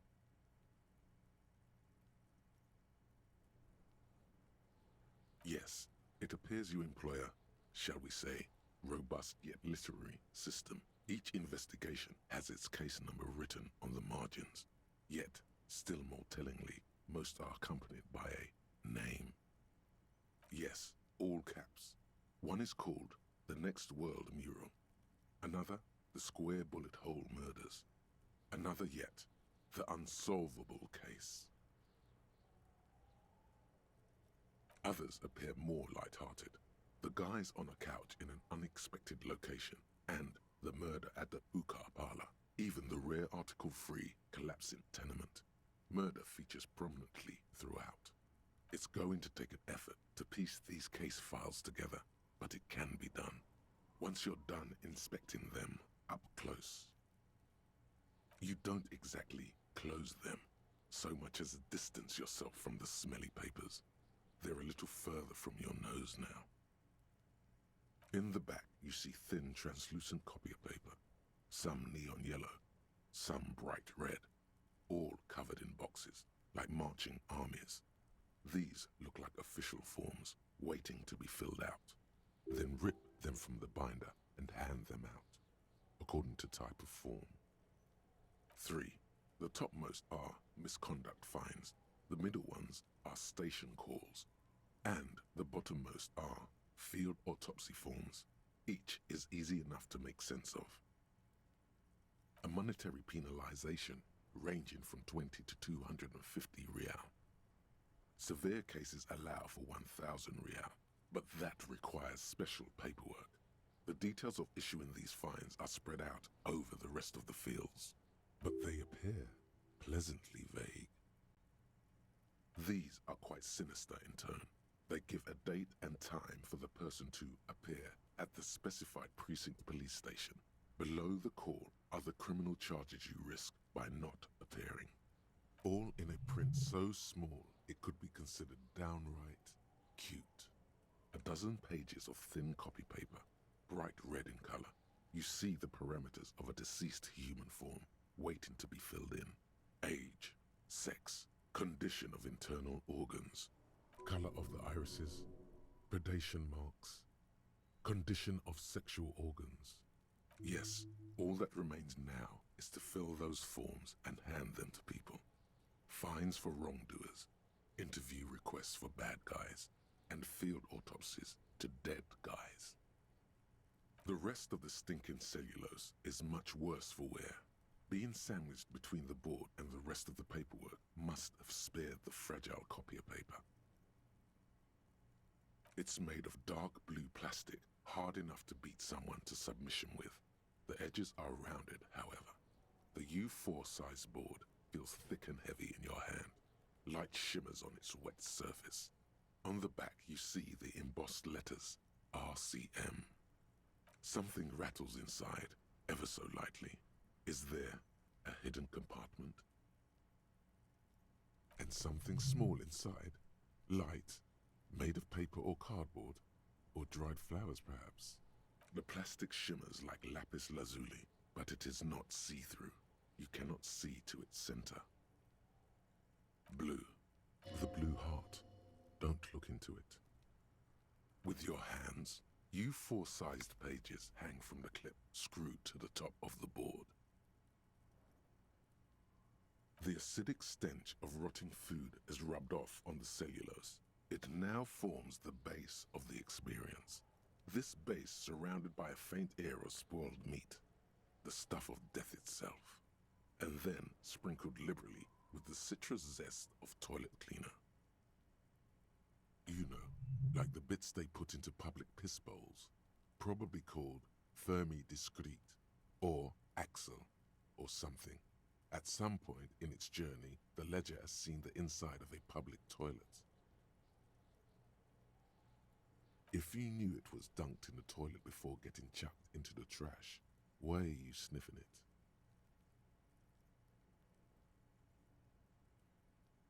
So you wanted to get in on the trash toilet stink collab.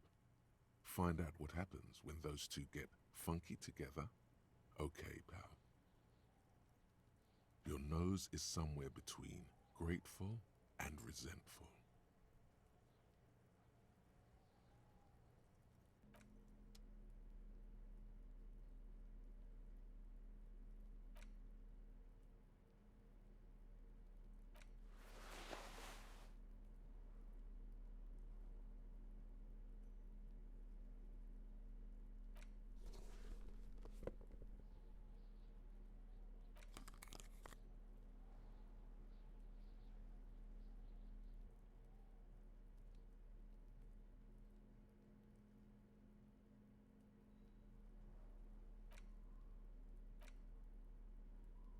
It's the ledger you found in the trash. A cabbage of papers. Yes, you can piece them together using the alphanumeric code on the margin. It always begins with HDB41. Then, date of initialization and time of arrival on the scene, followed by the title. For example, HDB 41120111700. The 41 is your precinct.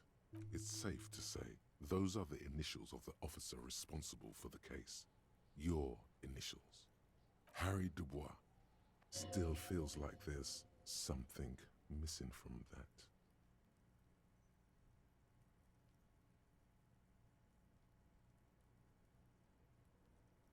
This one is relatively easy to reconstruct. Overnight on 1202, a graffito, nay, a mural, appears on an 8-story tenement overlooking central Jamrock. The building is a sparsely inhabited ghost tower, part of a failed real estate development called Grand Couronne. Cause of failure, rent too high. The mural is enormous. 2 silhouettes, a man and a woman, are kissing. The text cut into their form reads, "True love is possible only in the next world. For new people, it is too late for us. Wreak havoc on the middle class. People call it that thing and that fucking thing. It's visible for miles. In 2 days, the station's complaints desk gets clogged with requests to remove the bummer. You and your partner are assigned to the case. The graffito crew is easy to track down. Only the bell lectures have the literage of industrial paint to cover the surface. One of the graffito artists is rumored to be rich. They take responsibility for the execution, but not the design. The ideologue of the next world mural, as the crew calls it, remains an unknown. The crew agrees to clean up after themselves. However, your partner, JV, is against the removal, citing public support for conservation. This leads to a debate in Precinct 41, which then spreads to the streets of Jamrock, ending in a rare plebiscite organized by you and the rest of Row 3. The 9,000 people subjected to the mural's message, all of Lakeside, Central Jamrock, and Villalobos, plus half of the eminent domain, participate in the vote. Although the case begins with what appears to be a lot of rambling on the streets as to how juvenile and stupid the mural is, given a choice between 2 options.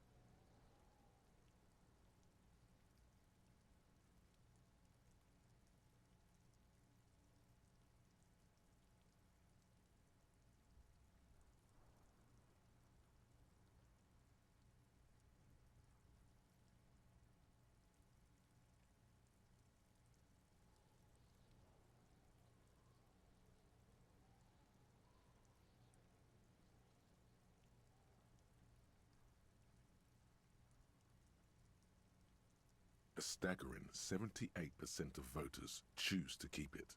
Turns out the opposition were a loud minority, and that love truly is possible in the next world for new people, and it is too late for us.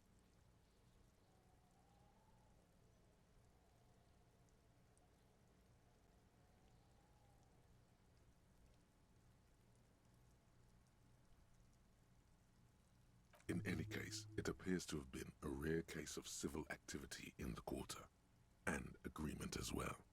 AKA Leslie and Burke, AKA the public indecency drunk and the property damage drunk, is a cursed case. It has been passed from unsuspecting officer to unsuspecting officer for 10 years. On January 29, the unsolvable case made its way to you. Why you accepted it, it is unclear. Every officer, and indeed most civilians in Jamrock, know it's unsolvable. You were so drunk you didn't remember what it was when you signed on. That, or you were high. Leslie will always take his pants off when he's drunk. Burke will always trash everything. It's just what they do. It is their nature. You cannot change the nature of a man. And you can't lock them away because public indecency and small-scale property damage are not punishable by incarceration. The only way for Leslie to stop flashing his genitals to bypassers and for Burke to stop dismantling signage and rear-view mirrors would be for them to stop drinking alcohol, which, in their 40s or 50s, it's hard to tell because of their distorted features, is a medical improbability on par with you ceasing to produce the expression. You would think that, but you're wrong. Where's the fun in exposing your genitals or breaking stuff in your own home? No, Leslie and Burke are on the corner of Main Street and Perdition, because that's where the action is. Can you keep yourself off the streets? Threatening, fines, dragging them to the station, locking them up in the hellholes they live in, locking them up in the station, hypnotherapy, even trying to get the local gang of Zemyaki to take them out. The Zemyaki gave them ethanol, so Burke and Leslie would expose and rampage even harder. You tried it all, and still the complaints wouldn't stop, as they hadn't stopped for 10 years. It's plain to see from the files that you, Satellite Officer JV, and Special Consultant TH had more important cases to attend to. You uncover cross-reference to several ongoing investigations, each brought to a standstill every time you drive down Main Street. Because there they are, on the corner of Perdition. And what is Leslie doing?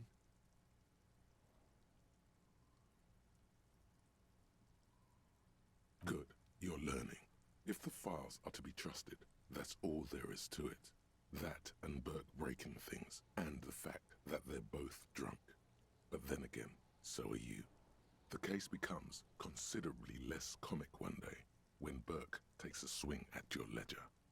He must have it confused with the property he likes to damage. But the joke's on him. You're drunk out of your mind on potent Pilsner.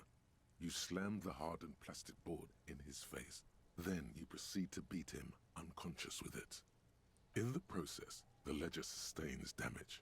The compartment within, reserved for permeable documents, is jammed shut.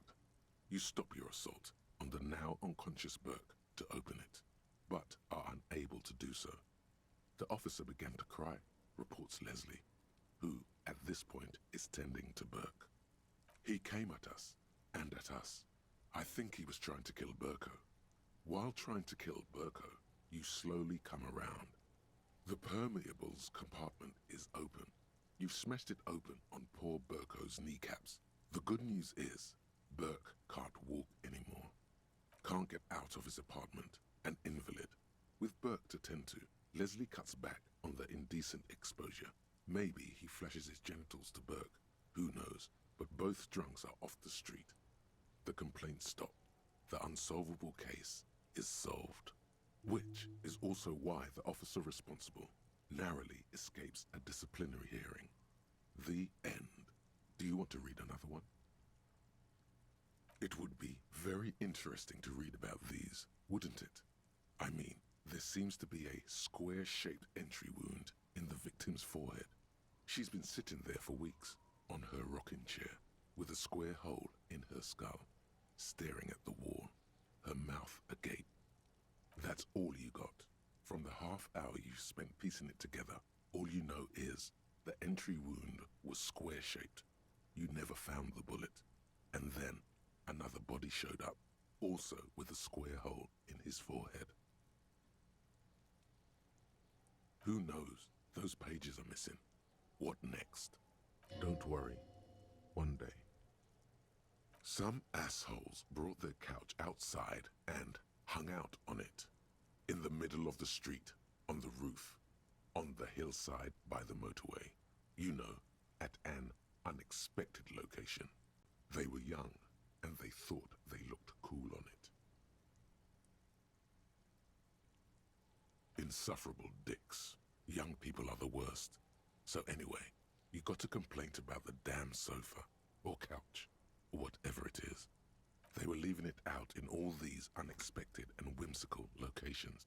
They took it to where they also took photos of themselves on it, and smoked cigarettes, and drank coffee because they felt it's intellectual. Cigarette butts, coffee cups, stupid couch. You had to clean it all up, and you did. So congratulations to you. Case solved. No, you didn't have time for that. These notes show that you have what is called a real goddamn job. You don't have time to be chasing down the couch assholes.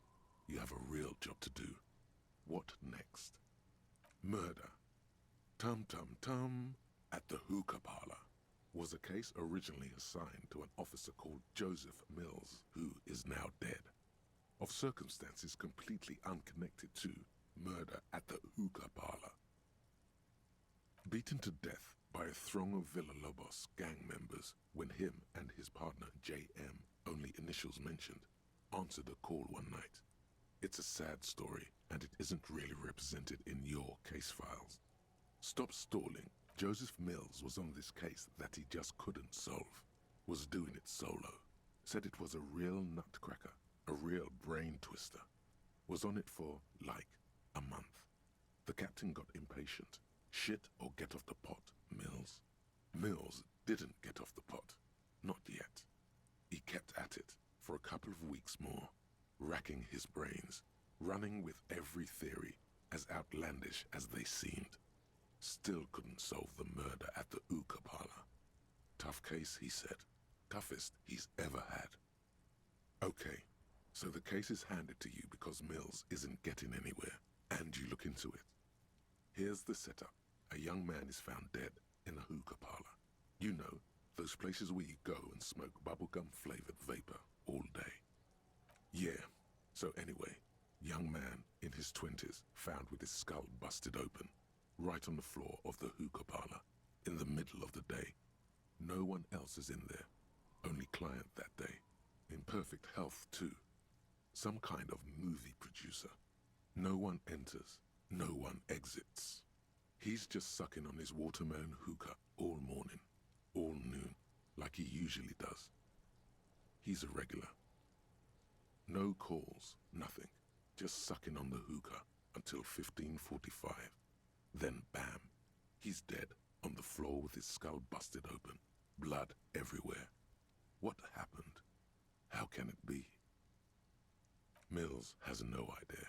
Invisible assassin, movie deal gone sour. Girl at the counter did it. Nothing fits. Eerie. Man just dropped dead. So you go to the parlor. You see cushions around the table. Tables low, heavy, really sharp edge.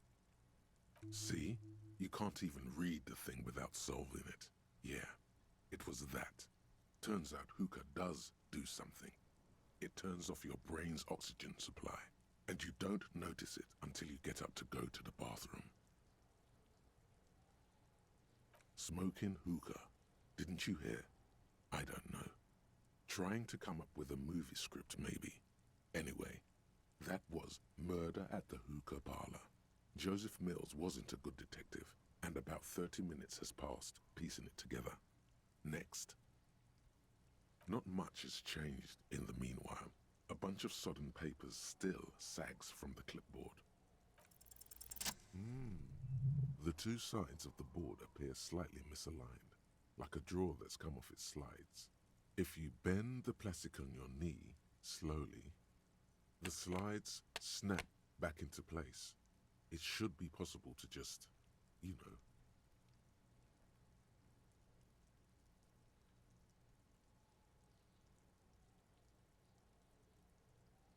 Without resistance or sound, the two panels move against each other. The compartment is now open. 2 ticket stubs and a handmade postcard.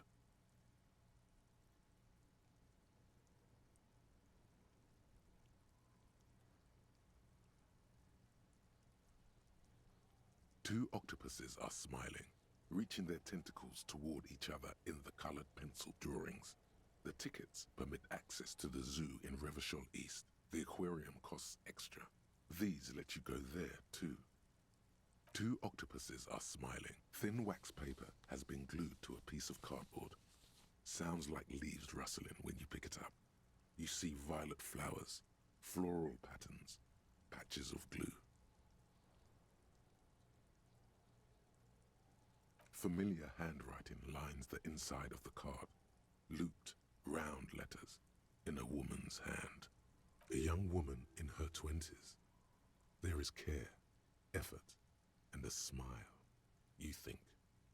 Although that is not something you can read from someone's handwriting. Harry, it begins. You're already reading. I wanted to write you a letter so you can read it when you wake up. Maybe it will make you happy. Throw it away, please. A merciful wind blows in from the bay of Revachol, dusting the ground at your feet and raising newspapers far away. You feel the card slipping into it. Let's go.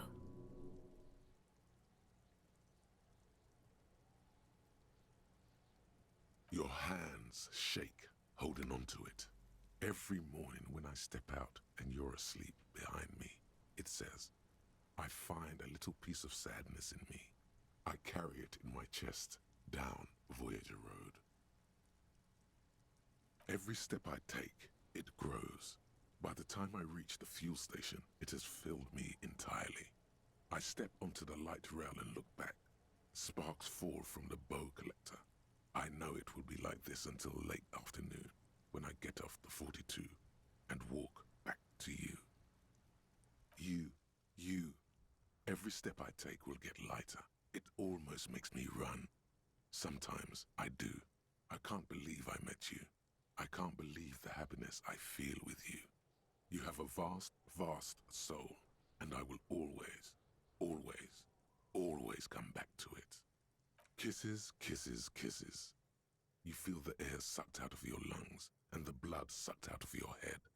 Everything around you gets dark. Small white dots appear. You feel the ledger slip from your hand. No, hold on.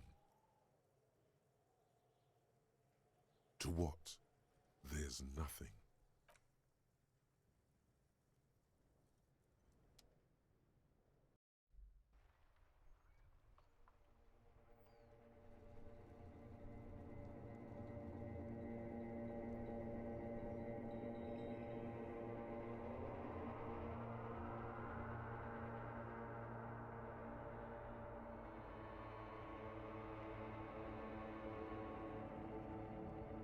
There is nothing again.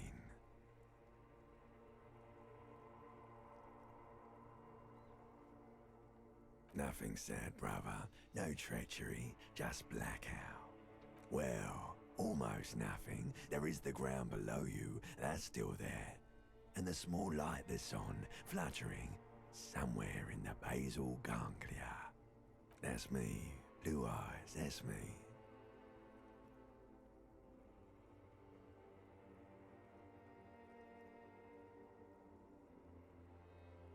Is it? The world is gone.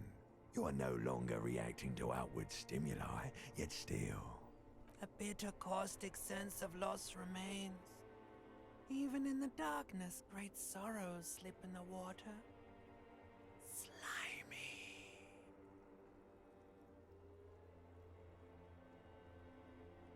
The cool when you're dead, brother. Here in the paleo-mammalian cortex, we call it the shadow. Because it's always there. Tell him. Ah, yes. In the olfactory system, they call it the apricot chewing gum scented one. It's unhealthy of them to linger on it so. But as they say, what do you do? It didn't smell nice. It smelled like betrayal.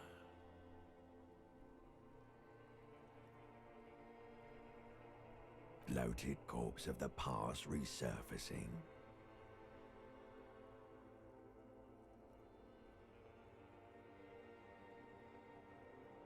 Don't prod at it. It will start moving again. There is no Voyager Road. There are no roads, no houses, no lights in the windows. It's all on pause. Your name is fuck all. It certainly ain't Harry. Your name is passed out on the ground, dragged around by one of the other evil apes. They're taking you somewhere. You think they would let you?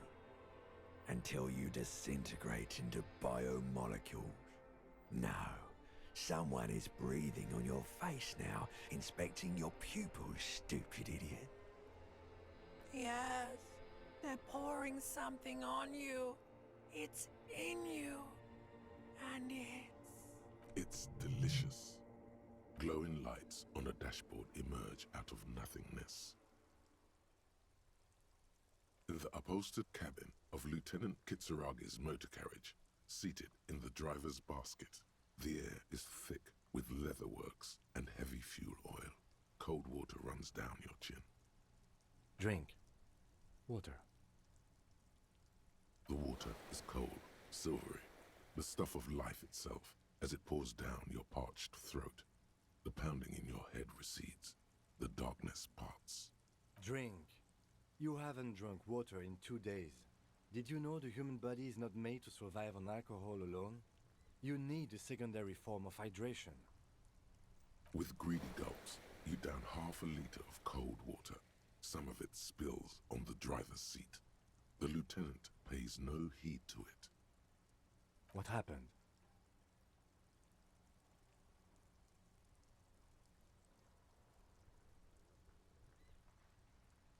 That does sometimes happen. He replies with such understanding, it's as if the burnt-out ruins of the past were an occupational hazard. Athlete's foot for cops. I found this next to you. I'll tag along for the rest of the day if you don't mind. My business is concluded anyway. Are you okay to go?